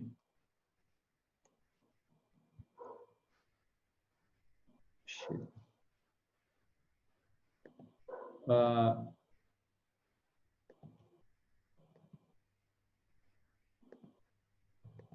So it's like this. You have the restaurant like Reza had, and you have dishes here, dish 1, dish 2, dish 3, right? We know from the transcendental, you're right, the transcendental is not a particular thing in the world like this, but they have certain relations of, we can evaluate their relations, right? Multiple ways. So we can evaluate, for example, their identity of dish 1 and dish 2. In this case, let's say dish 1 is different from dish 2 in a particular way, to a particular degree, by both, sorry, this is dish 3. Both of them are meat dishes. They're quite identical.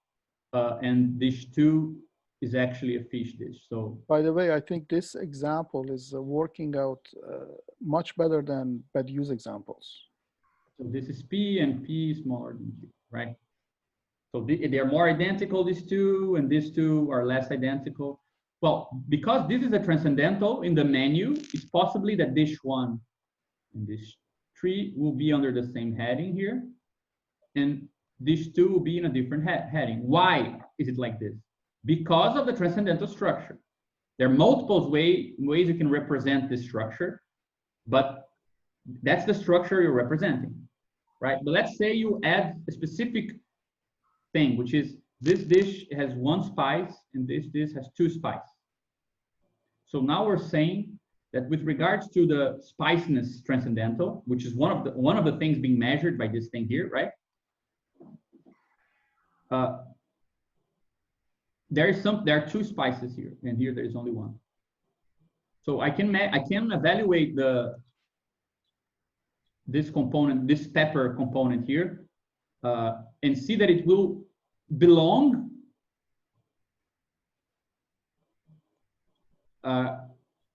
it is spicy, and there might be other things that are also spicy here to the menu. What is the same thing? The thing with the same degree of spiciness, right? But here you have also something which is maximally spicy. But you is saying that, look, you don't need to compare these things to spiciness. You can compare these things to the maximally spicy thing existing in among the dishes, right? Like spice and spicy. Yeah, so you would be able to, let's say, you would know how these things are organized here by comparing the spice. You don't need to compare them here.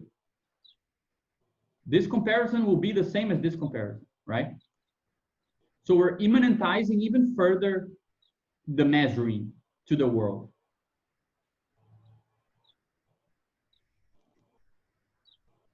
Yeah, but what this picture is missing is the thing you were showing earlier, which is the immanent relation of a given phenomena, right?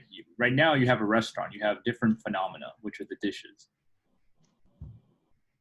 right? Yes. But then you were showing that within a given phenomena, there were comparisons to be made, and only one of those became the real atom. But yeah, but it look, becomes less clear here because you're still at the external relation between dishes, not no, yeah, but it's external to the. If we established that this is a restaurant, and this is a dish, and then with regards to the dish, it's external. But it's immanent in the sense that it only concerns this multiple. It doesn't concern a general meaning of anything, right? You can then zoom this in here and zoom this dish and see and say that there is something in the dish, here pepper and other stuff. Something must actually have a maximal. Yes, exactly. That's what I'm looking at. Yeah. This zooming in is how I distinguish between component and atom. Yeah, but this is a component. For example, this here is okay spicy, but it's not the most spicy thing. Speed. Right. I think that's what Reza was saying. Reza was proposing the same thing. It's just that when you consider the restaurant, it's just easier to talk about phenomenon and component without confusing the two. In the dish, it seems like what is the phenomenon and what is the component? Like, is a part of the dish the component? Is the part of the dish the phenomenon? It's a bit weird. It's just too convoluted, perhaps. But that doesn't mean, as I think you were saying, that then the relations between dishes are external. Just because they're in plates that are separate. No, they remain as immanent as any, just because one plate is in one table, the other is another table, and here the rice is near the pepper, physically. That the level of analysis is neutral. That's the whole point. I mean, you don't get to decide at which scale you are working, like restaurant or dish. Yes, exactly. The same applies for the restaurant that applies for the dish. Exactly. Otherwise, you are violating a requirement of ontology even, as multiple of multiples. So if you are but I think that the discussion was more about the example than the theory. Like, what is the example where these things are clearer? So clear. Okay. This is what I'm having a trouble navigating the discussion because of that. Because for me, since the beginning, I mean, the domain is neutral. I mean, to what level, scale, or whatever you are now analyzing, you will find the same elements in all of them.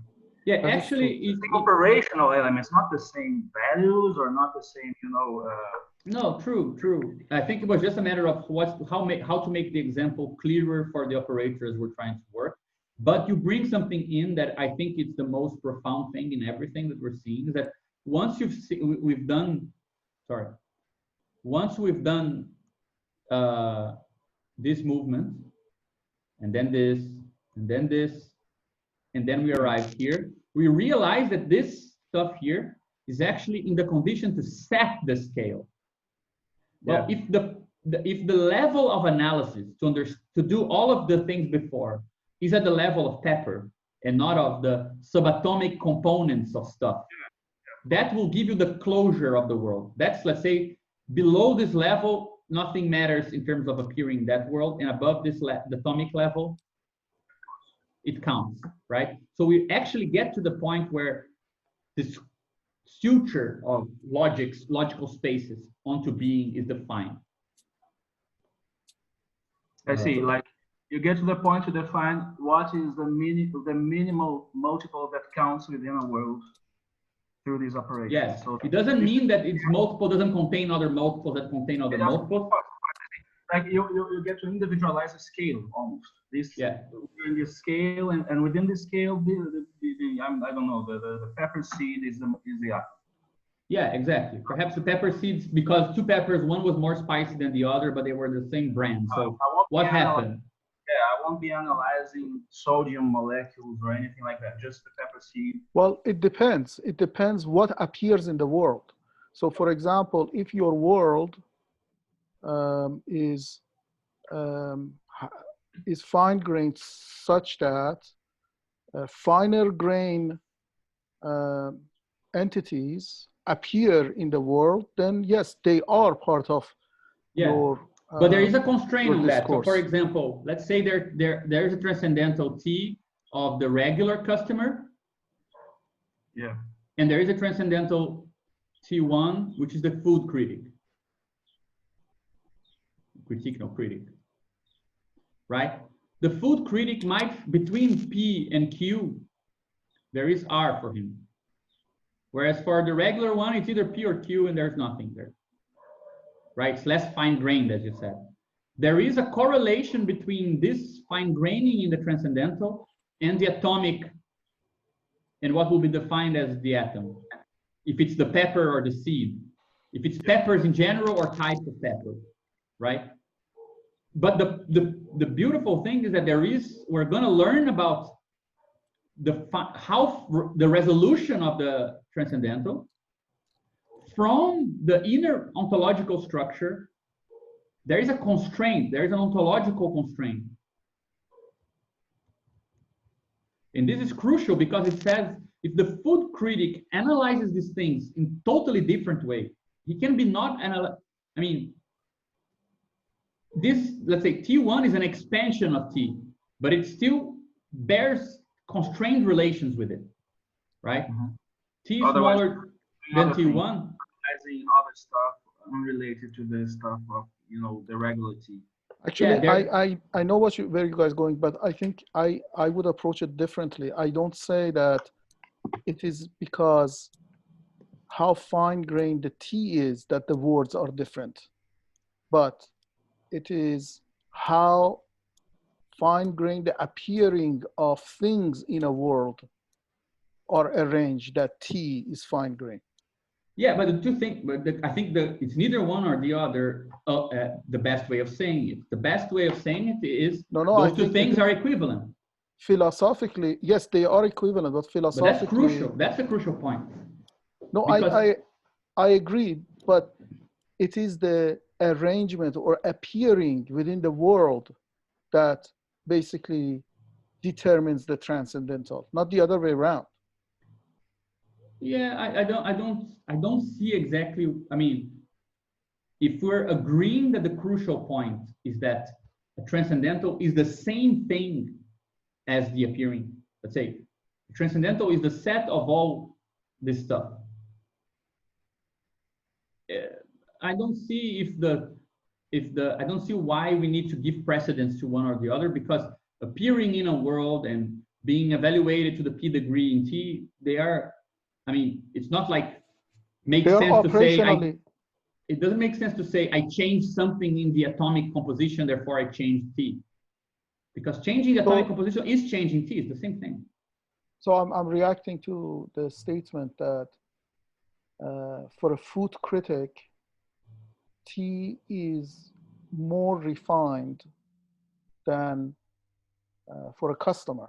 I would say for a food critic, this is the way the food critic in the world of food critic, in the culinary world of a food critic, the number of stuff that appears are more fine grained than the transcendental.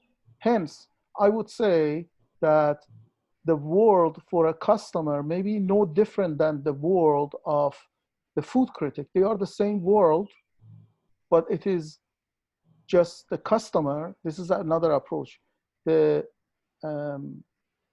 amount of the level of appearing for the customer is different.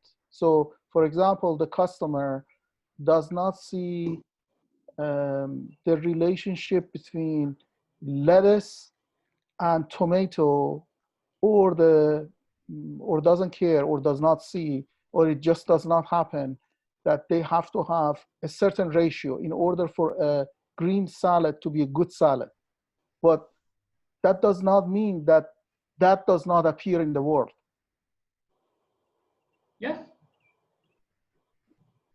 Okay. Yeah, but I just mean from a formal standpoint, as philosophers, when we use Baidu, we are implicitly going to choose a transcendental before, even if we don't say it. We are always choosing a transcendental in the way that we describe the phenomena that we, right? So yeah, the food critic and the customer, it's a bit anti-Baidu in a way, because it's talking about subjective experience. But I just mean as a practical application of Baidu, when we start to say, let's say we're trying to write something philosophical about food. If we have a category of spicy and we don't go beyond that, we say, well, this food is spicy, this food is sweet, then our transcendental is, we're implicitly choosing a very small transcendental, a very not fine-grained. But if we start to describe the variations of spiciness or the combination of spicy and sweet, then our transcendental is implicitly richer, right? Is that different, or from what we've been saying? Or I don't think that the idea of, I mean, we were just calling, my impression is that we were calling regular customer and critic something that is, okay, it's a bit obscure because it implies, let's say, like ways of speaking about something or distinguishing, and the distinguishing things, the richness of the world, right? What I was just trying to suggest is that you can have a world with the same stuff inside that is, and you, let's say, we don't need to know, I mean, this is also, I think, an important point, like that there is a transcendental and these things mapped onto it. Doesn't mean that we know all the possible values that it can have, right? The moment that we evaluate this, this is neither P nor Q nor R, it's something else. It doesn't mean that we change the transcendental. To fine grain an analysis, or to make a low res analysis at a certain level doesn't imply changing the transcendental. But you will actually talk about this, the distinction between weak singularities and strong singularities, right? Things that require you, when you take them into consideration, it requires you to do a new envelope, or to realize that there is a new location or something like this, and something that actually requires you to change the transcendental. You can have both things. I was just trying to suggest that that there is a correlation, and perhaps more than a correlation, of some level of equivalence between the exploration of the degrees and the level at which something counts as atomic, right? So the thing that offers itself in that world as a maximal point of location. And the fact that these two things are connected is very important. Now, is this first, and if I have if it even makes sense to talk about being a critic or a customer as different transcendentals, which is not clear yet. But if this comes first and the atomic level comes second or vice versa, I think that's secondary. And at this level of analysis, it doesn't really matter. And Badiou will actually make a point regarding to this that I think we can extend to this. He makes a remark regarding scale, regarding time, that we can extend to scales as well, into resolution, which in my opinion is actually much more important. I think resolution is the idea that the logics of worlds brings into the table that was not there for phenomenology.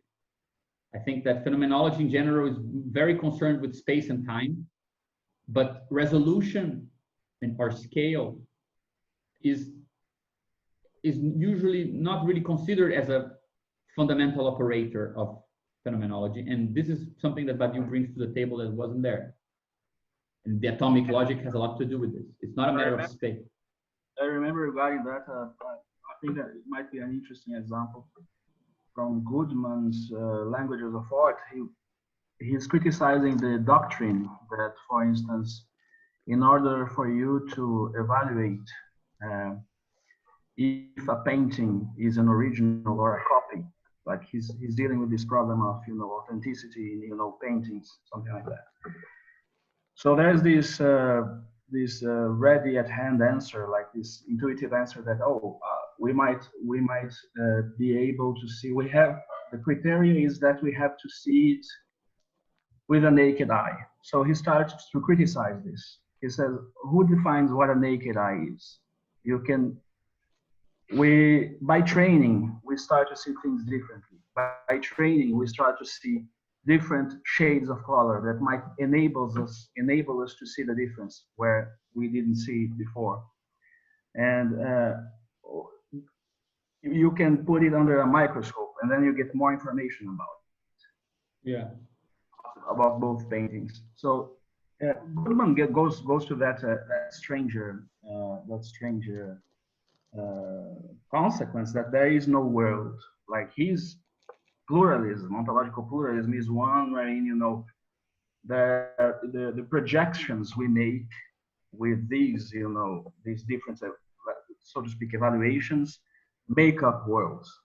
So what I find interesting is that Badiou is kind of... I think Badiou's system is immune to that criticism. Yeah, no, I'm not making a criticism. I'm actually making just a comparison, because I think Badiou brings to the table something that is interesting, that is, it accommodates these kinds of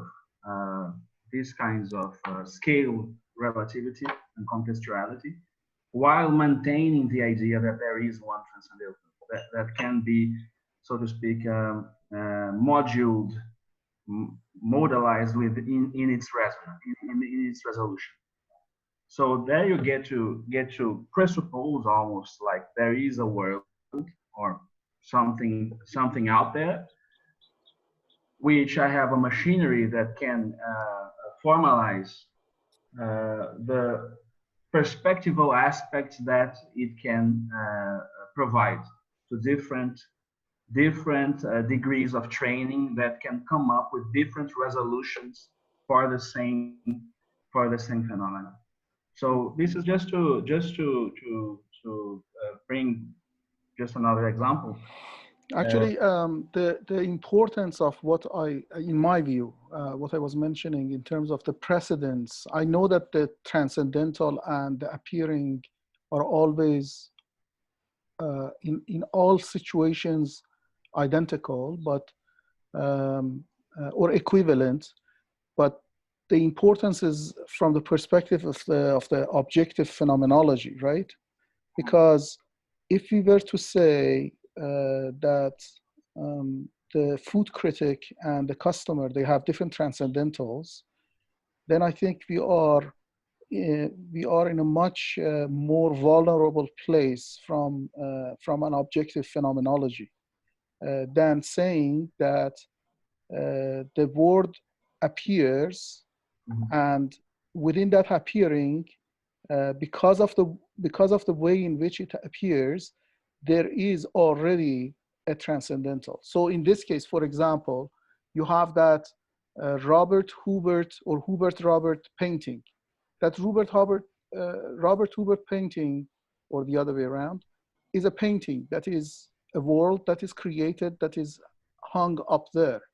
It really doesn't matter to that world whether an art critic sees that painting or whether I see that painting, a naive eye that does not really get any of the nuances within the painting, cannot compare things to the same degree, cannot appreciate or enjoy, like you are saying Goodman is referring to, does not have a trained eye, does not have an acquired taste. But it is already there. It is already there. So because of the way that it has appeared,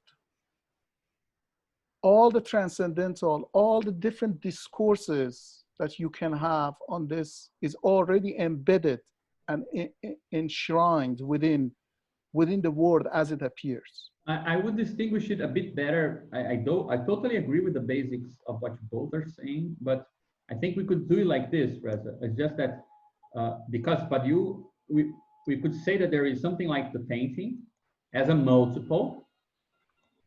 It has many elements in it. A, B, C, D. The painting already, the state of the painting is there already. I mean, all the possible ways to relate everything that appears in it. Everything that you can possibly say about it and point to something in it is already there. Right? I think that's what you're saying. I mean, it's a condition for the transcendental, but it's not exactly the transcendental. Because to be materialistic about this, and it goes back also to the food example, the transcendental actually at the level of taste, the first point is that you have something that interacts with taste. There is something that measures taste. If there was no degustative palate, I don't know how you call it this, gustative, any possible sensibility, there wouldn't be a way of measuring stuff. So I think we always need to go back to that.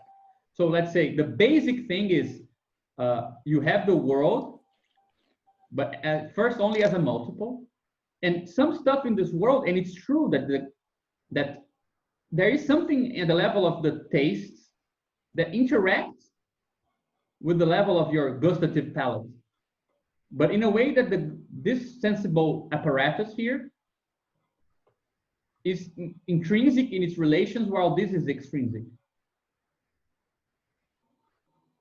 And it's true that depending on how sophisticated your palate is, and these things interact in the sense that if you're exposed to a lot of different degrees, this thing here can be developed, and a sensible apparatus 1 can become a sensible apparatus 2, which here it could only say if it's P or Q. And here you can say much more than that. Yeah, right? Actually I agree with all of it. I was just pointing that it is interesting to have, kind of perspectivality within, I agree with Rez actually, within a single word, like embedded in a movement, Yes, I think this here is a particular way of perspectivality, right? Yeah, you have the perspectivality. You can have measure different transcendental that I don't know because of any different reason are different regarding the same multiples. So this is just I was just pointing out that there's a machinery there that enables a solution to this problem of perspectivality. Yeah, exactly. And I think that then we go back to what Reza was saying, because what we're seeing now is that Badiou is saying, look, okay, this thing here allows for more stuff than S2 allows for more stuff than S1. Okay, fine, you can have a big movement here. But the fact that this whole thing is actually constrained by what there is. Yeah. Right? So we learn by what can be measured, we learn about the stuff we're measuring. So the chapter on the transcendental is about what is a measure. But the chapter on the object is about what it means to, what it is to measure. Yeah. And Or to how many measure, ways, how many ways measurement can apply? yeah, that also goes into it. But more generally, it means if you measure it in this way, rudimentarily, or more or better like this, I don't care, SN. You're still constrained by something in the world. Because as you said, the painting is there with its relation, right? Yeah, but yeah, there's still a subtlety there, which is the objectivity of the appearance. Can we separate the objectivity of appearance from the objectivity of the measuring apparatus? I don't think, I have the impression that this thing, I mean, we go back to this later on, but I have the impression that these two things are almost like the same, because this is what ends up happening. Like, oh, is this thing a special multiple? Is this only human sensibility? No, this thing is qualitatively the same as this relation. Once you get this, you realize that you can actually know stuff about this stuff. So the relation between pepper and lettuce, I don't know, we can say something about what it means to measure pepper and lettuce about, let's say, measures of spiciness, which you can only measure because we have a sensible apparatus. So we go back to that fact, and I think it proves why it is that having this thing like this, both inside the theory, right? And in this case, it's kind of like the transcendental in the world. Actually, in the case, specific case, transcendental in A, and the world is like this, right? Suddenly, some black boxes are unlocked, because if alpha and here and beta are mapped onto the transcendental in this way, so an arrow in this direction, we can say stuff about alpha and beta as well, their own relation. So we don't need to choose between, is this what constitutes everything, or is this begetting what we can constitute? Nor are we saying that this is special because only humans have it, right? But in the examples that we gave, which has cost customers and critics or people evaluating paintings and so on, it's good to remember that there is a homogeneity between T and A, some level of similar consistency. So we wouldn't, there's no such question of what is more visible if there isn't something that measures visibility, right? Now, only our sensible apparatus can measure visibility. No, other things can measure visibility, like a spectrograph with regards to some radiation or whatever, right? So for example, a dish, all the tastes are already enshrined according to the ratio of different ingredients or different spices or different tastes. They're already enshrined. Whether, or like a bottle of wine, the fact that Dennis drinks a bottle of wine and can detect, or a sommelier is drinking a bottle of wine and can detect like the harvest and the year, and I couldn't, does not change the These things were appearing. there. Yeah, the Yeah, but appearing it's within not the bottle of wine. It's not just embedded in the wine, though. It's also embedded in your body, right? Because your body has certain sensory apparatuses that. Yeah, if you have problems distinguish. with your gustative palates, you will But that have is trouble. where I think our analogy breaks down, because in our analogy, we are talking about the appearing only within the world. We are not talking about a subjective scrutiny about the world, right? But So that's, I think, well, because this is this is an aporia in Badiou, because whenever Badiou uses an example, he implicitly takes his own palette to be the measure of the palette. Yeah, the palette, right? But then if we want to, because ultimately, right, Badiou makes this very strong claim that his philosophy can absorb democratic materialism. Like he's saying, I'm not contradicting democratic materialism. I'm saying that it exists in a larger space, right? But democratic materialism is saying, well, who are you to say that your palette is the palette? No, right? I don't think that that's what it is. No, you don't think so? No, I think it's almost that, but it's, see if you guys agree with this, and I think that it brings what you're saying with what Reza said. Is the point that it's true that a good palate will distinguish, for example, that this part of the wine, or this wine was P similar to that, or different wines, let's say, right? Wines. And it will also say that this alpha wine is worse or is better than the third wine. But it can't really say exactly what sort of comparison here. It will have to map this third subtlety onto either Q or P because it doesn't know what else it could mean. So it's, let's say, low resolution. Sorry, here in this case, right? And the good palette can't name this third thing and say, no, it's actually a third value. It's neither P nor Q, the comparison. It's a bit better, or it's medium. It has this part, this property that is good, but lacks that other one. I don't care. I mean, this is true. And it's true that palettes exist, and the democratic materialist says this. You have different palettes. How can you then say something about the world? You can only say something about P. And Badiou is saying that these transformations are constrained by what's actually going on in the world. So he's giving back an ontological substratum to the democratic materialist. He's saying the invariance with all palettes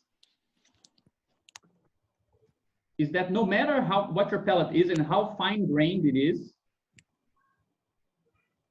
is constrained to inner relations between the wines.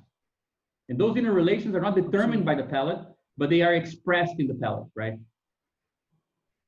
So absolutely. I mean, the fact, so in another way of saying this is, depending on how refined our taste is, we can do more and more sophisticated or refined comparisons in the world of wine.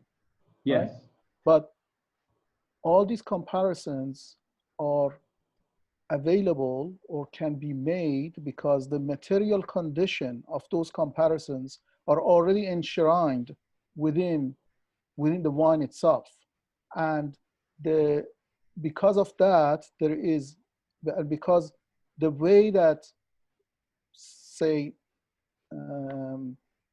for example, the sourness of the grape interacts with the harvest and interact with the amount of the number of years that these are all elements within the wine that has made this comparison possible. Okay, yes. Okay, let me give you a slight counterexample. What if I were to tell you I can change your taste of wine by adding a gene to your gene pool, by doing some genetic manipulation to your body without changing the wine at all? Isn't that also a valid? No, look, I think we're confusing these two things here. I would call them 2 points. Point one says that it has a little subjectivist or relativistic look to it, but it's actually a materialist point, right? Which is to say, there must be a material commensurability between what you're measuring and the measuring stick. So palettes need to be material. They need to be made in some sense of the same thing you're measuring. So palettes transcendentals are localized. That's a material issue. And we're getting lost because this is not the same as a second point, which says the development of taste, which can happen, many different palettes, is constrained by the multiple. So yes, you can, let's say, by the what? By the multiples, sorry. By the world, right? Mm-hmm. So why is this important to separate? Because this means, yes, there are multiple transcendentals because there are multiple palettes. But then if you don't add the second point, it could seem, for example, as your reproach, here's a counterexample. You have a palette 1, and I create a palette 2 for you that's not by training or fine graining, but by genetic modification. Yes, that's possible. But point 2 says this development, this transformation in your capacity to taste will remain constrained by the multiple, because there are actually relations here determining what then is related in here. And you can move this into a finer resolution. Like imagine this is, you can also do this with an image, right? Imagine that you have an image here, like in the world, and you take a picture. You also have all the things that we're talking about, like, so this is, let's say, relations between lights.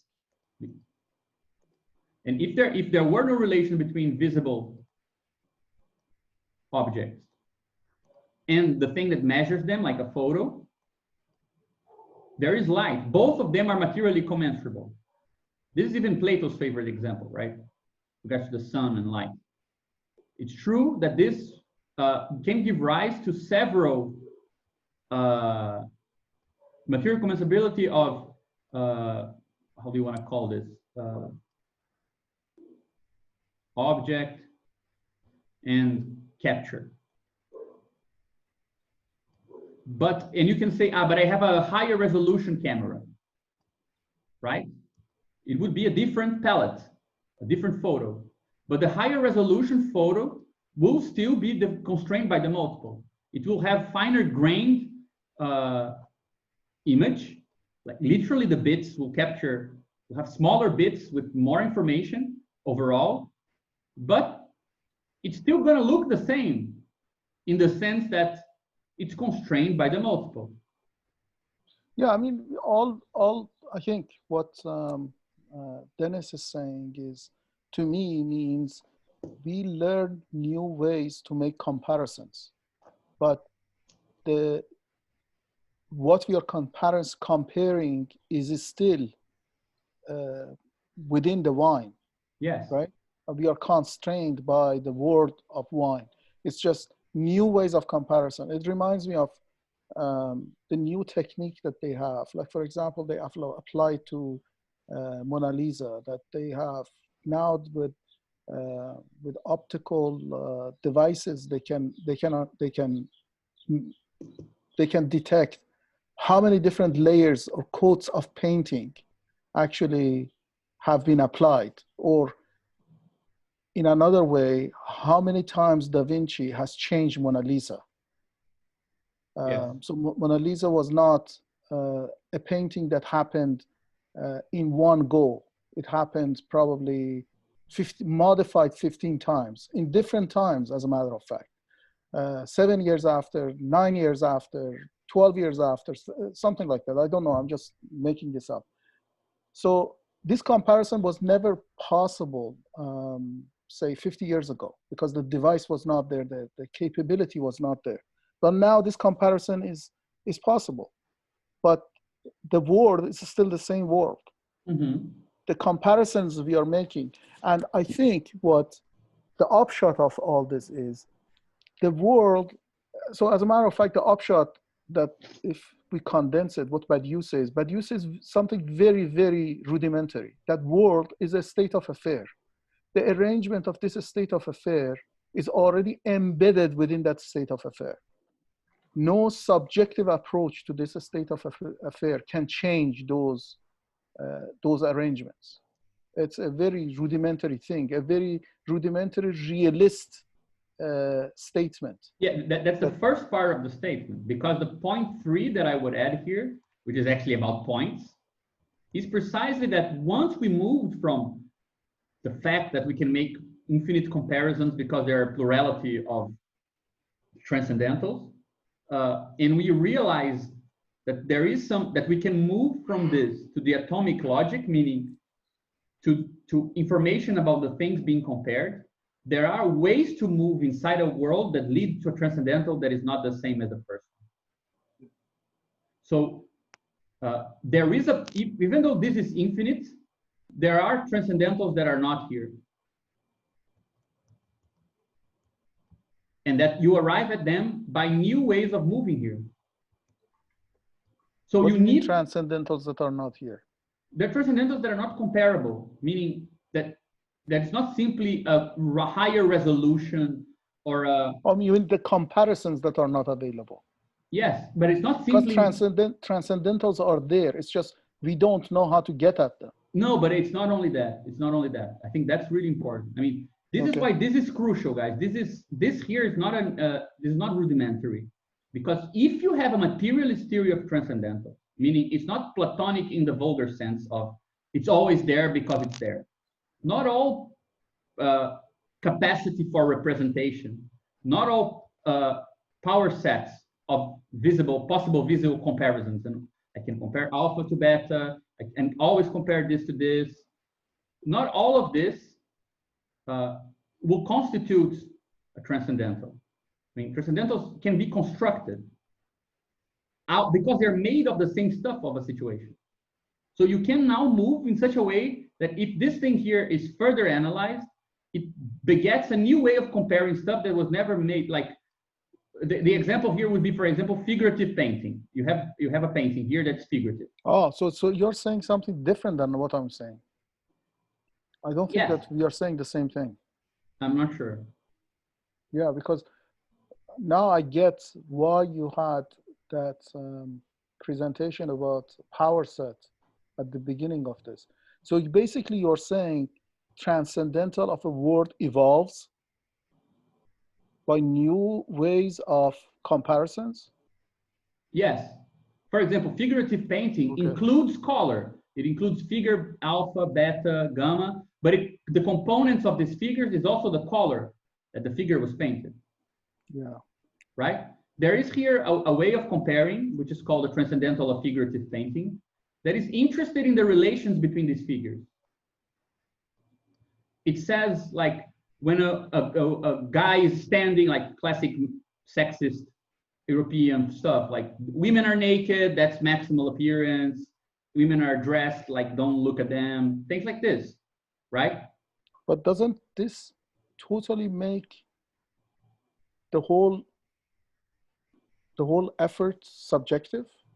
Not at all. Whereas the way that I understand, like in the picture or the discussion of the painting, I am saying that all possible measurements that we can do from now till the end of time about a painting is already embedded within the painting. Yeah, but okay, but look, the only way you can change the transcendental is through an event. The only way that you can change. That, yeah, but it changes. That's what I'm just. No, I mean, but like then that has to happen within the painting. That's why that painting will not have an event. That word of painting will not have an event because its transcendental never changes. No, but I don't think that. Okay, I don't see what is this? I interrupted you. Sorry. Yeah, I think I see where you're getting at. Like in figurative painting, you see color as serving a certain purpose, so you have certain kind of criteria. Then when you get to abstract painting, what was at the background comes to the forefront, and they become like actual transcendental measures that were absent from the figurative stuff. Right? Yeah, and it will allow you to measure the color. For example, people will say, "Oh, but if you go back to Caravaggio, the use of color is amazing." Like, like the idea that you retroactively, because you understand certain things about painting because of the event of changes in technique, then you get to retroactively apply what you understand, and what was there in the past comes to the forefront. Yeah, I'm not disagreeing at all with what you're saying, Reza, in the content. I'm just disagreeing with the form of saying it, so that we have a clearer view of why. But I mean, all of this, we're not. I mean, to be clear, we're not discussing the chapter. We're discussing the reasons behind the chapter. I haven't even gotten to the construction of stuff. So I'm trying to focus the discussion on why he's proposing things the way that he's doing. And Actually, I very much like the way that you first mentioned that the first chapter was on transcendental. Now we are moving back to the world. yeah, like and the dialectic. I do agree. The stopping point of this chapter, which concerns atoms and concerns the real atom and object, it has everything to do with what you're saying. The real atoms mean that there is an ontological determination to the transcendental. It's not, I mean, it's the minimal determination, and these transcendentals could be vastly, all possible ways of comparing are kind of embedded in these atomic relations in the painting. So I agree with what you're saying. I just think that to understand the movement, that is what I'm trying to focus on, not the details, to understand why the movement is the way that it is so that when we get, and we will see this because the postulate of materialism has everything to do with it. Everything is done in such a way that later on, relations between stuff in the world can serve to construct a new transcendental that is not any of these infinite transcendentals we were talking about, or this infinite transcendental space that was already inscribed in the painting, right? If you have a new painting, painting 2, where the atomic components are organized according to color and the maximal appearance of color, this can serve as a new evaluation standpoint for old paintings as well. So in a certain, are you right to say everything was here? Yes, but no, in some way. And I just wanted to make sure that we have space for that.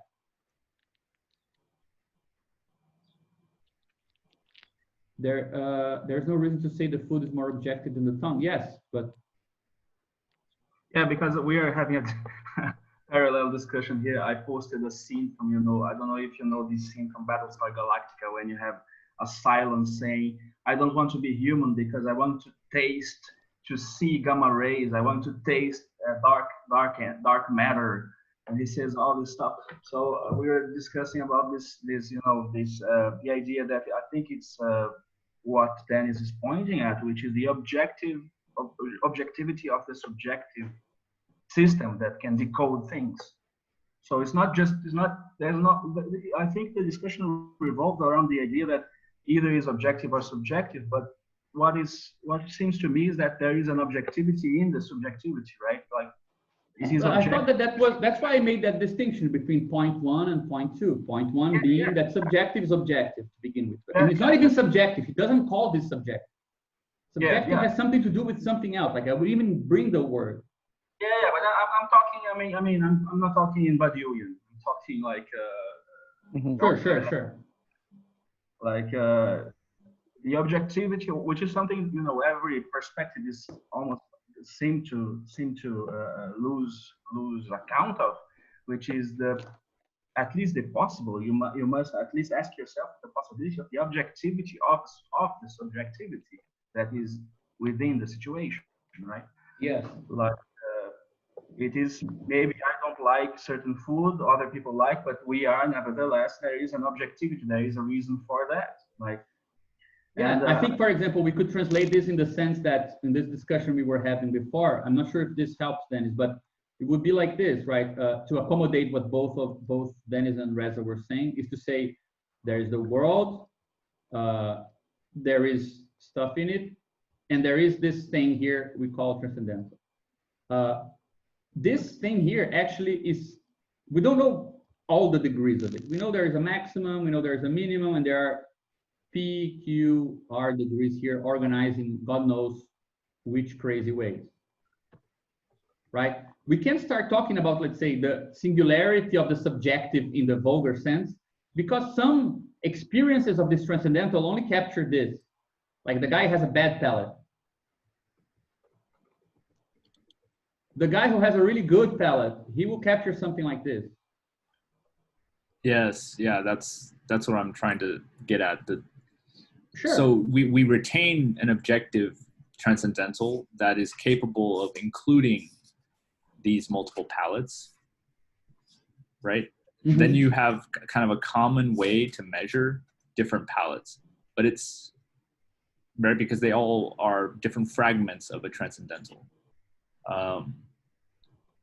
Yeah. So I mean, I don't think we're in a disagreement. I think all of us are saying kind of the same thing. It just, I was just saying like this idea that all of the information is contained already in the food or the wine is just one-sided, right?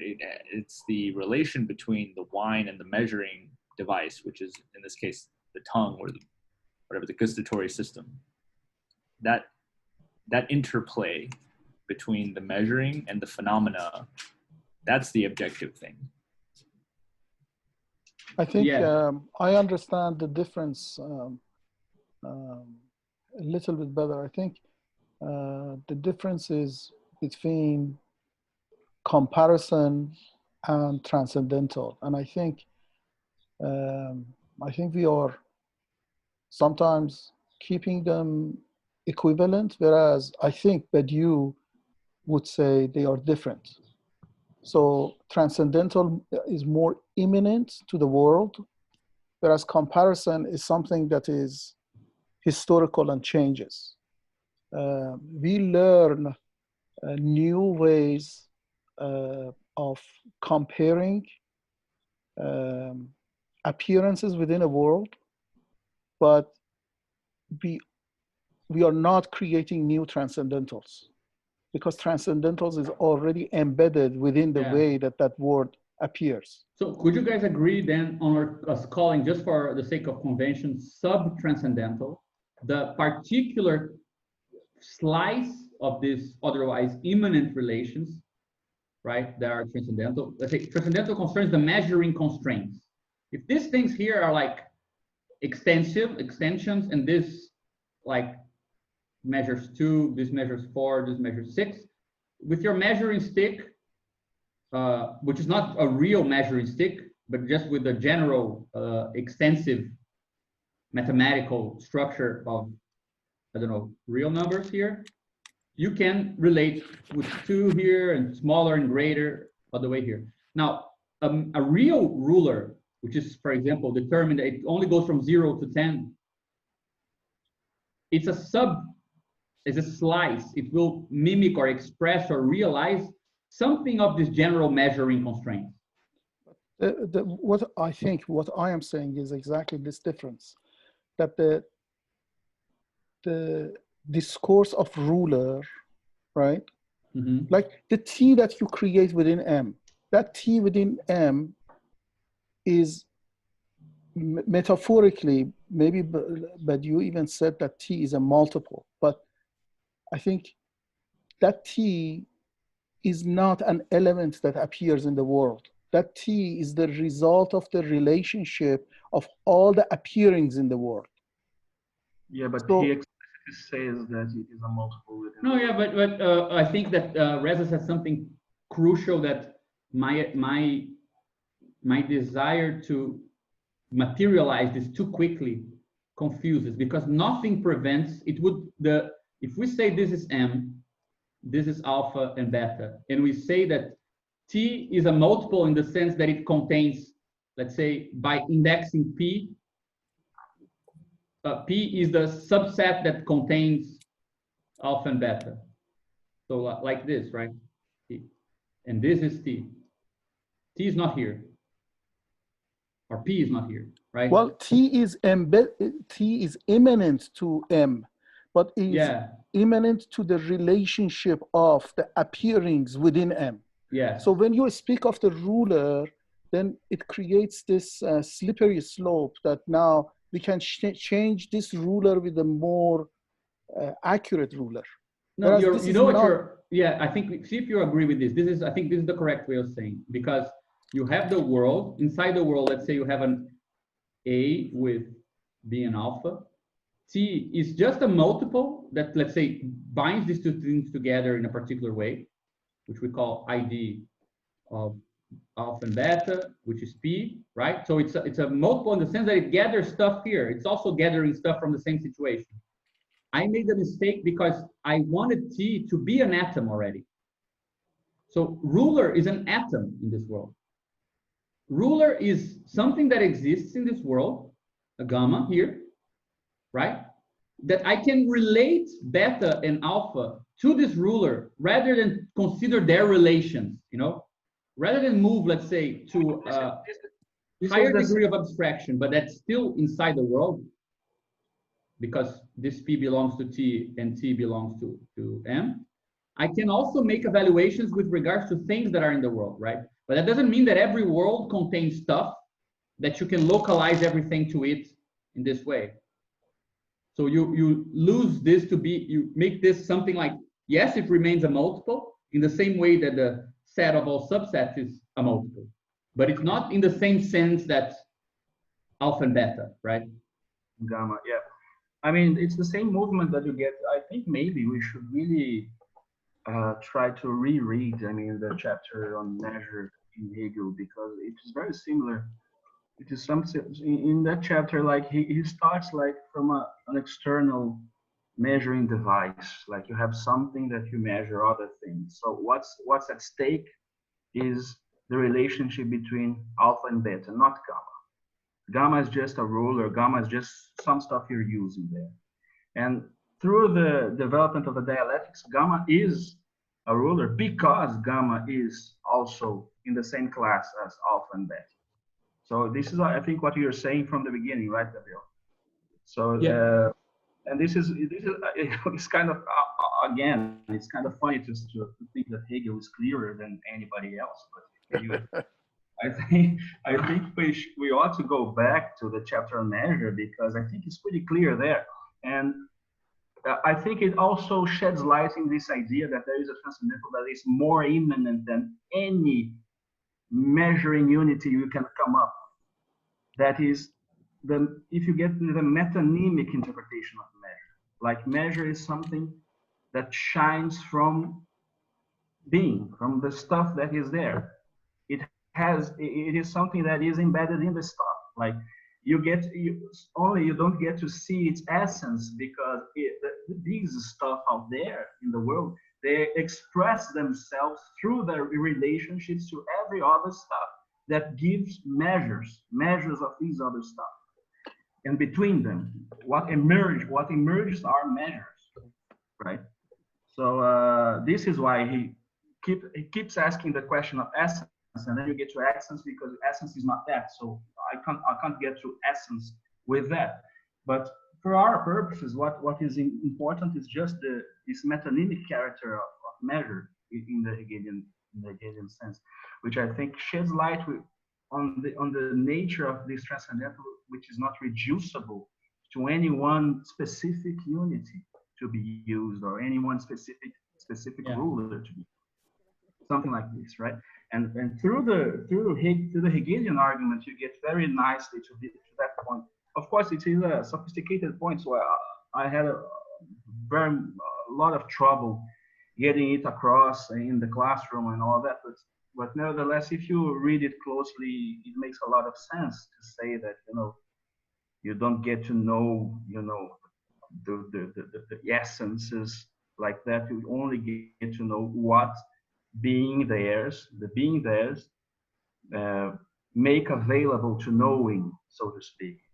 And that is their measures, in every sense of measure that you can come up with, right? Actually, sorry. In one of the slides, when Gabriel presented the relation, the lattice version of the power set. Mm-hmm. My understanding of transcendental is exactly like that. My understanding is transcendental is not at the same level of those elements that you see.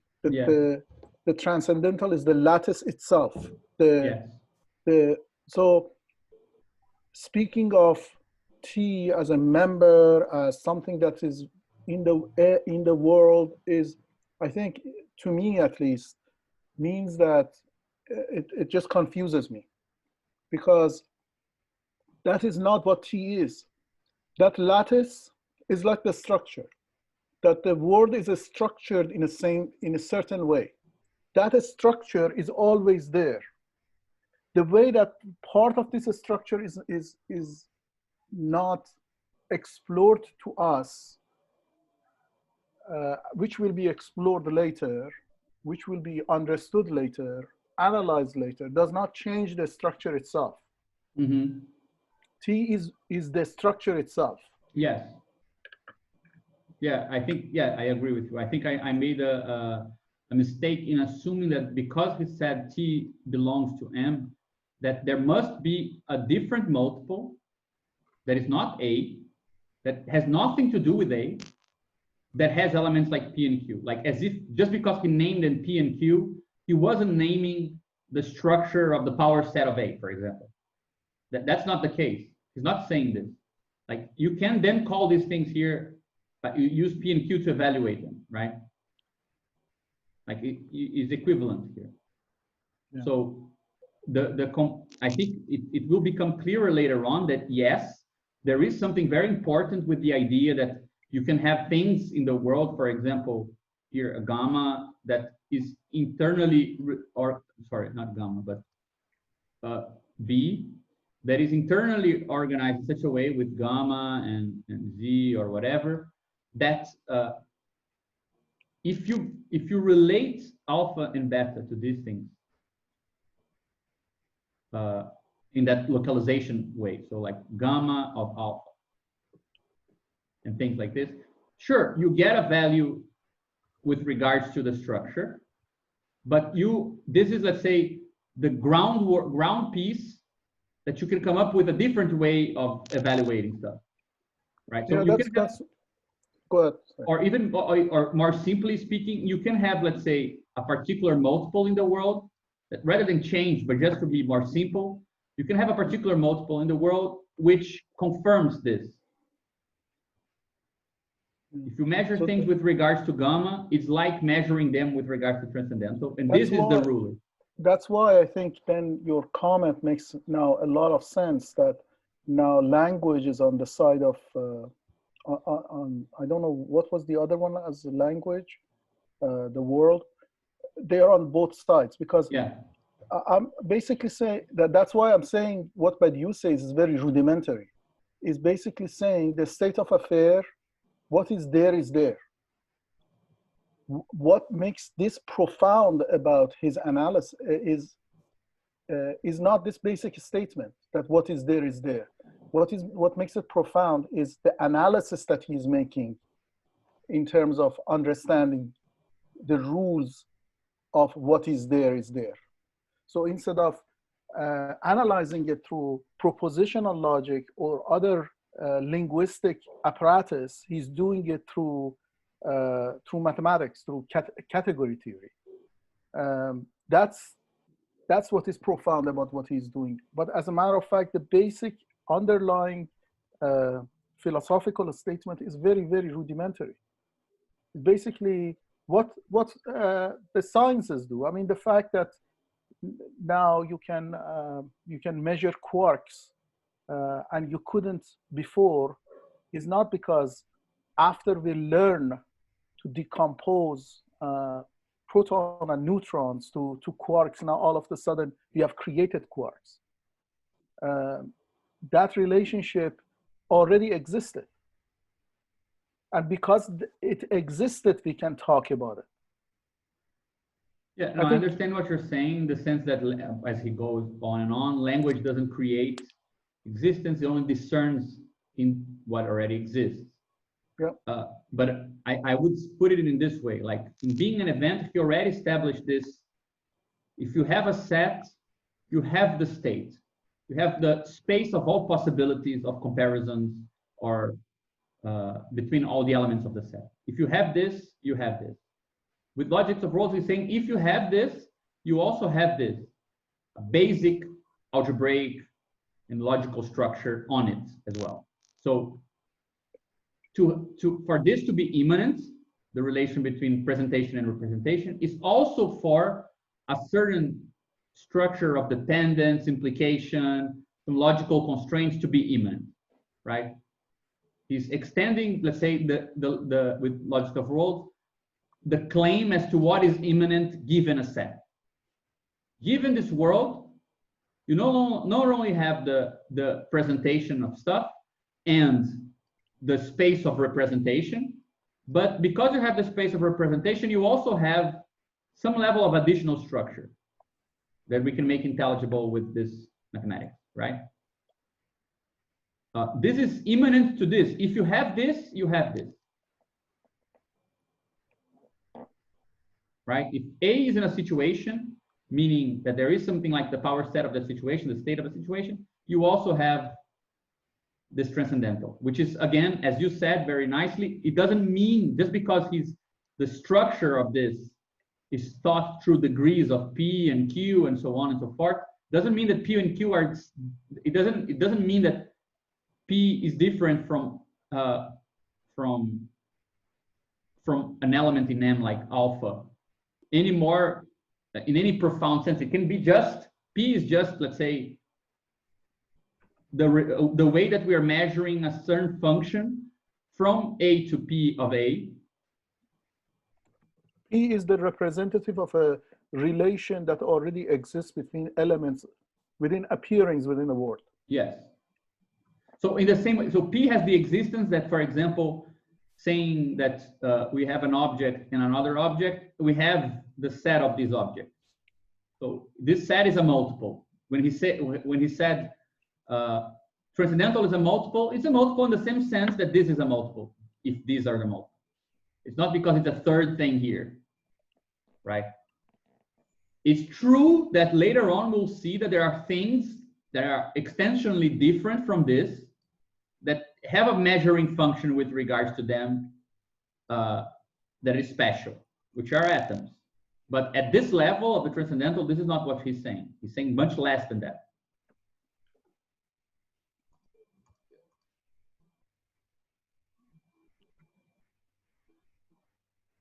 Go back to the presentation. Okay, sorry. I'm just trying to read the comments for some reason. There's a ongoing discussion there. I think we should call it a day anyway. We're going to go into function of appearing and things like this in more detail, but I think we can do this for our next meeting. It's impossible to get into it now, I think. Okay. Right, but I hope at least that the general gist of it, it's a bit clearer now. I'm not sure. Yeah. Oh, it's much clearer now. This is really helpful. This was great. Yeah. Yeah, so I think that the point here is just that when we had this discussion on Hegel here, that we shouldn't understand this when we say they're the same consistency. It doesn't mean that alpha and T are distinct multiples. Yeah. That's the only condition, added condition that was not talked about, right? Like the ratio in Hegel is not the same as the quantities themselves. Yeah, so this is like alpha is 1 and B is 2. And what we're talking about in the interior here is the ratio 1 and 2. So it's not to say that this is something else other than these two things, in the sense that there is a third thing in the world that is half, right? Yeah. Yeah, well, if we go with the axiom of extension and set theoretical language, right, it is distinct. Yes. Even if it came from a different, like the original source of those things is the same. But it's distinct assembly. In the same way that alpha is distinct from the set of alpha in the power set, right? Exactly. Yeah, not as distinct as alpha is distinct from beta. Like, yes, it's more of a formal distinction. Yeah. It is important, but it's crucial that it's distinct. But he's exploring the same relation between homogeneity and heterogeneity that is at stake in presentation and representation. It's not a different. But probably we should talk about this next session or in our chats. But you guys lost me again here. Enlighten me. When we say that within the category of appearing, there are concerns that did not exist in ontology, which now exist now, and those concerns are basically the only concern, as far as I'm concerned, is the identity function requires a different operator than equivalence. It needs the operation of comparison. Now, the multiples haven't changed. The multiples are still the same. It's just we are analyzing and introducing, for the sake of new concerns, a new operation between multiples, and that's the operation of comparison. Yeah, but but the operation of comparison, which is the function of appearing, which gives us a degree in T for Correct. the evaluation of alpha and beta, that's the new, let's say, again, I think that the what I presented is helpful in saying that. No, it's coming back to what Dennis said, that has to be already according to axiom, but axiom of separation talks about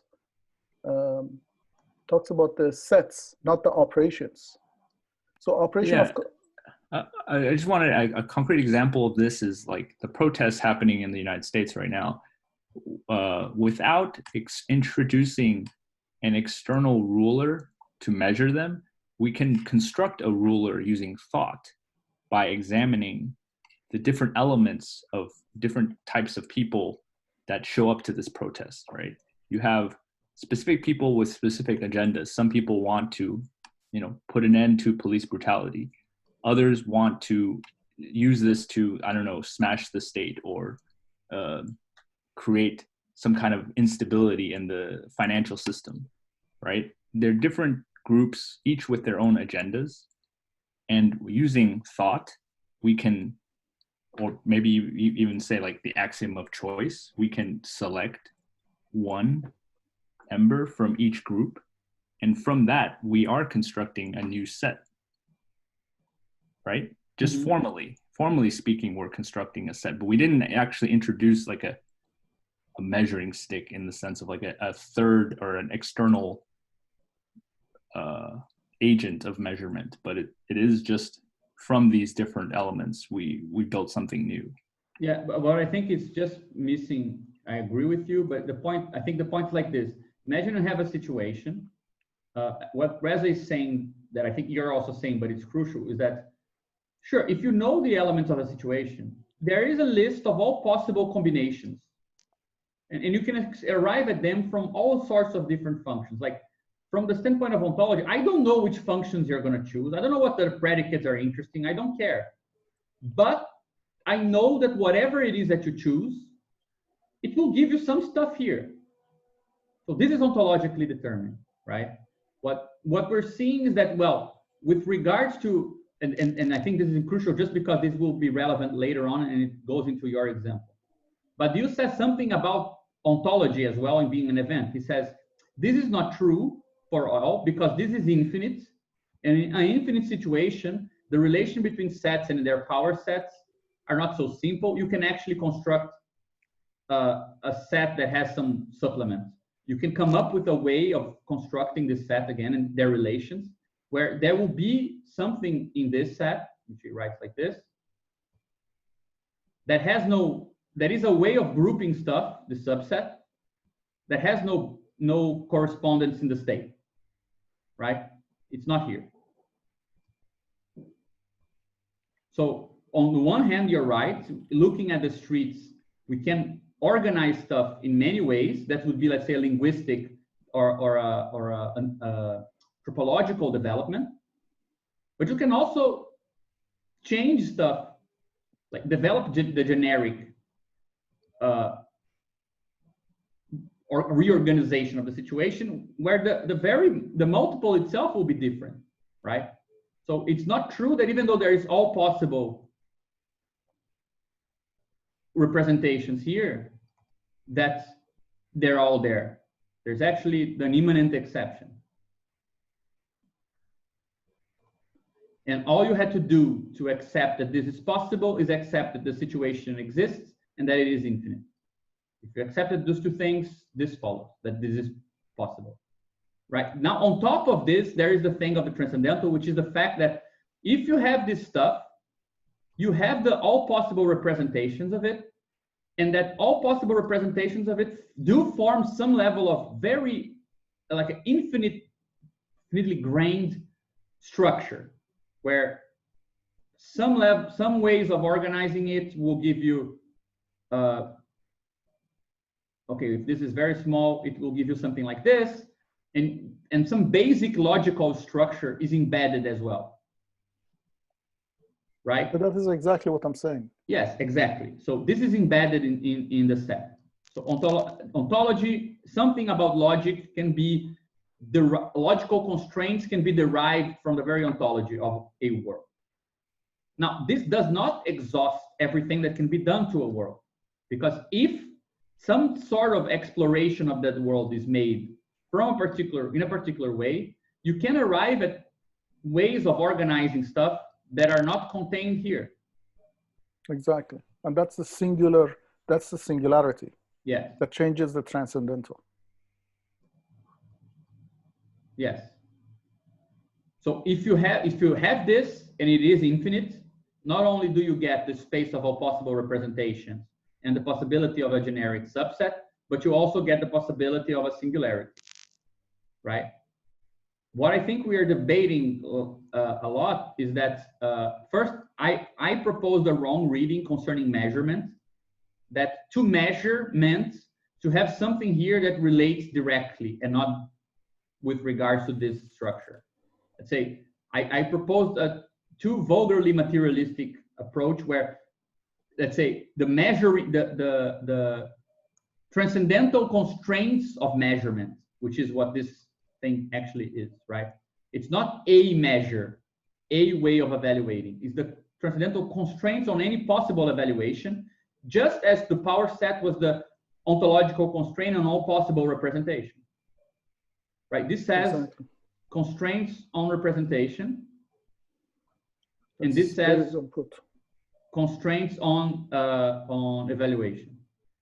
Now, you can come in and evaluate as you like. You can come in and have words and concepts that only allow you to talk about these two things. You can have concepts that only allow you to talk about everything, and there can be many ways of doing this, so on and so forth, right? But they will remain within these constraints. Now, the fact that we can find this information inside here, the fact that this logical structure is embedded in the ontology, and that there is an ontological substrate, and that substrate is bound by the logics of the ontology of the multiple, means that from the same place where these measured constraints are grounded, there can be relations between the things measured and their measuring that will beget a different way of measuring. And that's why the atomic logic, it's kind of, and all the mathematical critics of Badiou say, why the hell did you choose a constrained atomic logic rather than like a general topos, Grothendieck topos approach to all of this? He constrained it back to sets in a way that wasn't necessary. It's because if this is the logic of all of this, then this remains possible, a new transcendental, right? Okay, this drawing is totally absurd, but make this the cover. The cover of the. We don't know why people are. We don't know why people are. I have to get a print of that. You just what's going on? I wanted to get the print of the best diagram I ever seen in this series. Sorry. I mean, if the reason why people are not seeing the videos that we record is probably because we're using these drawings as the cover. Like, I don't want to see this.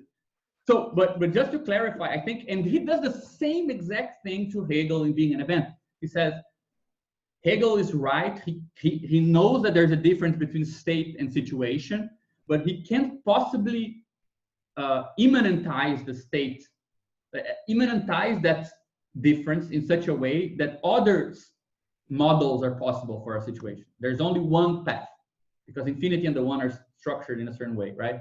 It's a similar critique to say, I agree with Hegel on the construction of the space of measuring constraints, but the way that you can go back to this, to ontology, or to the multiple, means that you can also construct other measurings, right?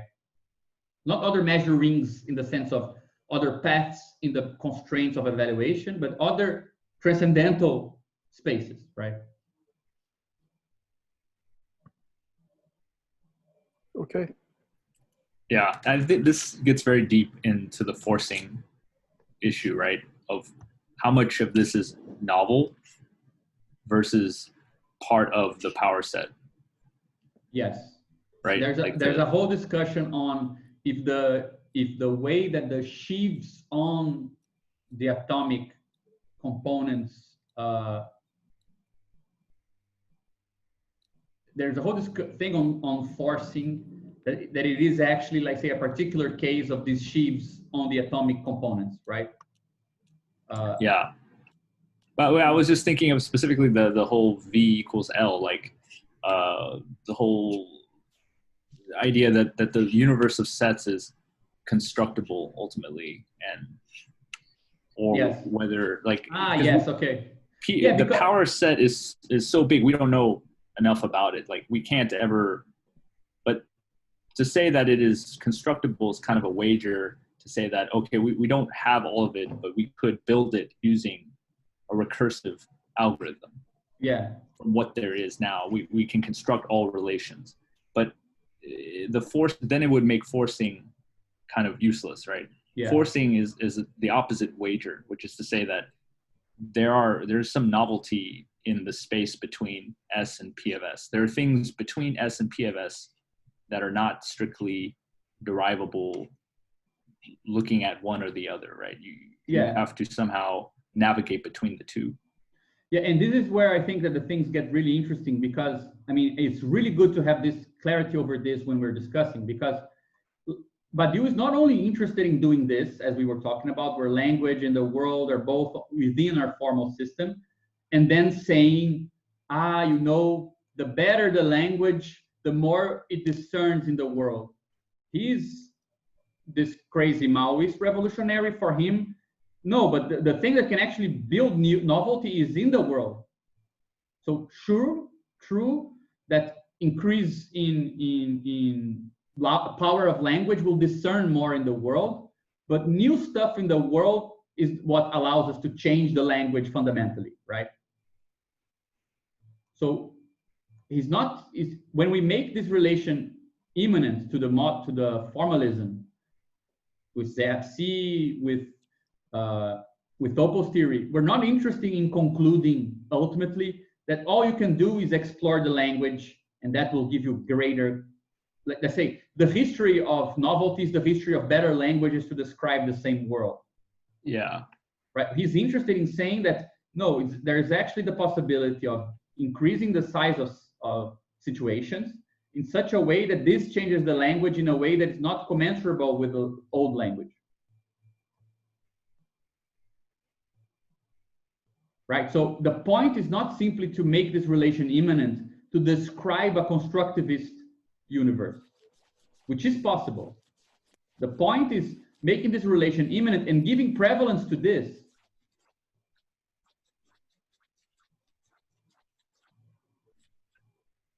That's true. Yes. So I think this is crucial. So that's why atomic logic is the center of everything in the greater logic, because the atomic logic will make some level of equivalence between the power of L and what happens in a world.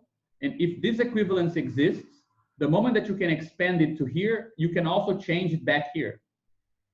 And the same strategy of Being an Event, right? But this is crucial to have in mind. I mean, why is this such an increase? Like, why do we gain so much with this black box being formalized? You could say it's not that much. Like, if we're still only going to be changing stuff in language, the fact I can see the counterpart in the world, but it is a passive counterpart, would still make us basically doing philosophy of language. Nothing would be profoundly gained by moving from language to thinking, as what Dennis was saying. But the very fact that thought is not only happening at the level of discernment, but at the level of real organization. Painters paint new paintings. We don't simply redescribe old paintings. Organization is not only looking at people at the riots and saying they can be bound together in different ways, right? It's actually reorganizing people in the riots. So this is where organization happens, painting happens, couples happen, right? And it's by changes here that you actually get to change the language in a profound way. So the constructivist approach, which is, as you said, right, the one which will say, look, there's nothing in between here. Everything that can ever happen to S is actually in this possible space of PS. It's an approach that says language is the only, let's say, discernment and rediscernment and fine-grained discernment is the only way to increase or to transform L. So all there is L and a finer grained L and a better descriptive L and this sort of better constructed languages, right? What Badiou is trying to say is that, no, there is an actual rupture between figurative painting and abstract painting. There is no comment. These things here are actually distinct. So to do this, the strategy, what he calls the generic strategy, and this goes back to what we're talking about thinking, it requires you to be able to move from L to world, and then from world to a new language, right? And this is the point where the atomic logic, it's the pivot of that change, because it's the amount of information about L or transcendental that is encoded into the relations between parts of the world, right? Yeah, exactly. Yeah, now we need to project the stuff that Badiou did in Being an Event onto this atomic logic and so on, which is, he doesn't do it for us, right? He's kind of, maybe later actually with the theory of change. Yeah, it's still with not, theory of change, he will do this. Yeah, it's not explicit though. The forcing on the one hand, and then the theory of change on the other. It's not explicit, the link, I don't think. No, it's not. I really recommend on this, and I recommend it for several reasons, in fact, not only because it's, let me see where it is. Not only because it's, shit, where is it? Okay, I lost it. Here. I recommend this book.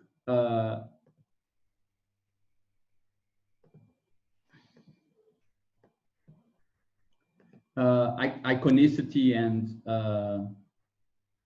and abduction, it's called. It finds the theory of abduction in Badiou, basically.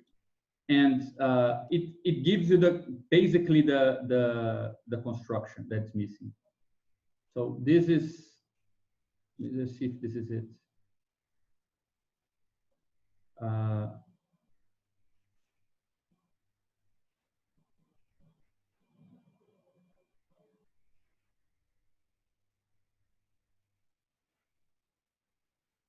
It has a very bad reading based on Fabio Gironis, but other than that, here, sorry.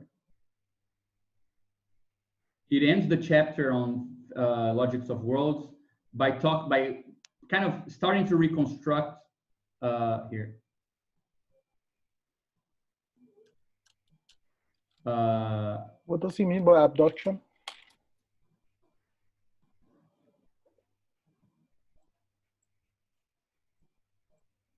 What's the name? The iconicity. Oh, okay, I see. Iconicity and abduction. It's about Peirce and Badiou, basically. Yeah, I got the other book by Rocco Gangu, Diagrammatic Immanence. that a lot appears in it. It's almost like an introduction to category theory. But here he uses forcing a diagram. He translates forcing into a diagrammatic. Yeah, I'll get that. He reconstructed in categorical terms. We see. To my understanding, abductive reasoning is like, it's like Sherlock Holmes reasoning, right? Like you have a set of facts and you have to construct a theory to fit those facts, but it's not the same as deductive, which is deductive means like there's only one way you can derive a theory, something like that. Or am I missing? Deductive means you get to derive the particular from the general case. Yes.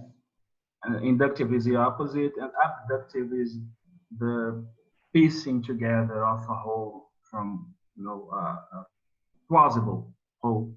Yes. From different pieces of information. Right. And Peirce is like the master. Historically, it was very important in this abduction, in defining abduction, talking about abduction. Peirce is very important. They give a good definition. Okay.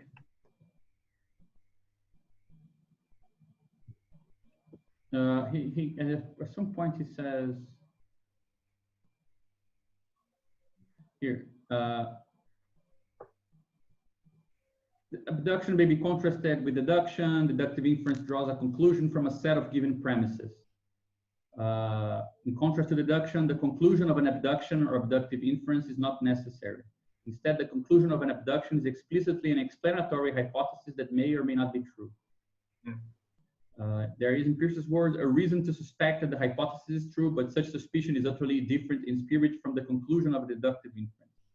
Whereas deduction generally concludes in the sense of reaching a definite terminus, abduction remains intrinsically tendential and anticipatory. This is why people are using for thinking about sellers and this kind of thing. It's like adumbrating future completed science, which is also almost also the same idea as in Peirce, like to kind of predict certain profiles of completed science, to have completed science as a regulative ideal, and then you proceed to abductive reasoning in order to kind of complete local totalities, local theories, in order to get to this idealized regulative endpoint in the history of science. So yeah, this is the scheme for abductive reasoning. A surprising fact C is observed, but if A were true, C could be a matter of course. Hence, there is reason to suspect that A is true. I just added a video. I think this illustrates this type of reasoning. You guys are really good today with the. It's not. Is it not the witch video from the scene of the witch in Monty Python's Holy Grail? Oh yeah, that's also a great example of it. Yeah. Yeah, this one is good where they're mocking Sherlock Holmes. I love it. Yeah, I watch it later.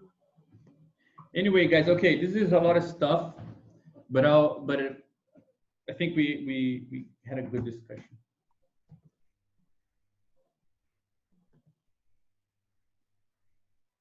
Should we call it a day then? Yeah. Okay. Yeah. Thanks a lot, Gabriel. It was My great. pleasure, man. Bye-bye.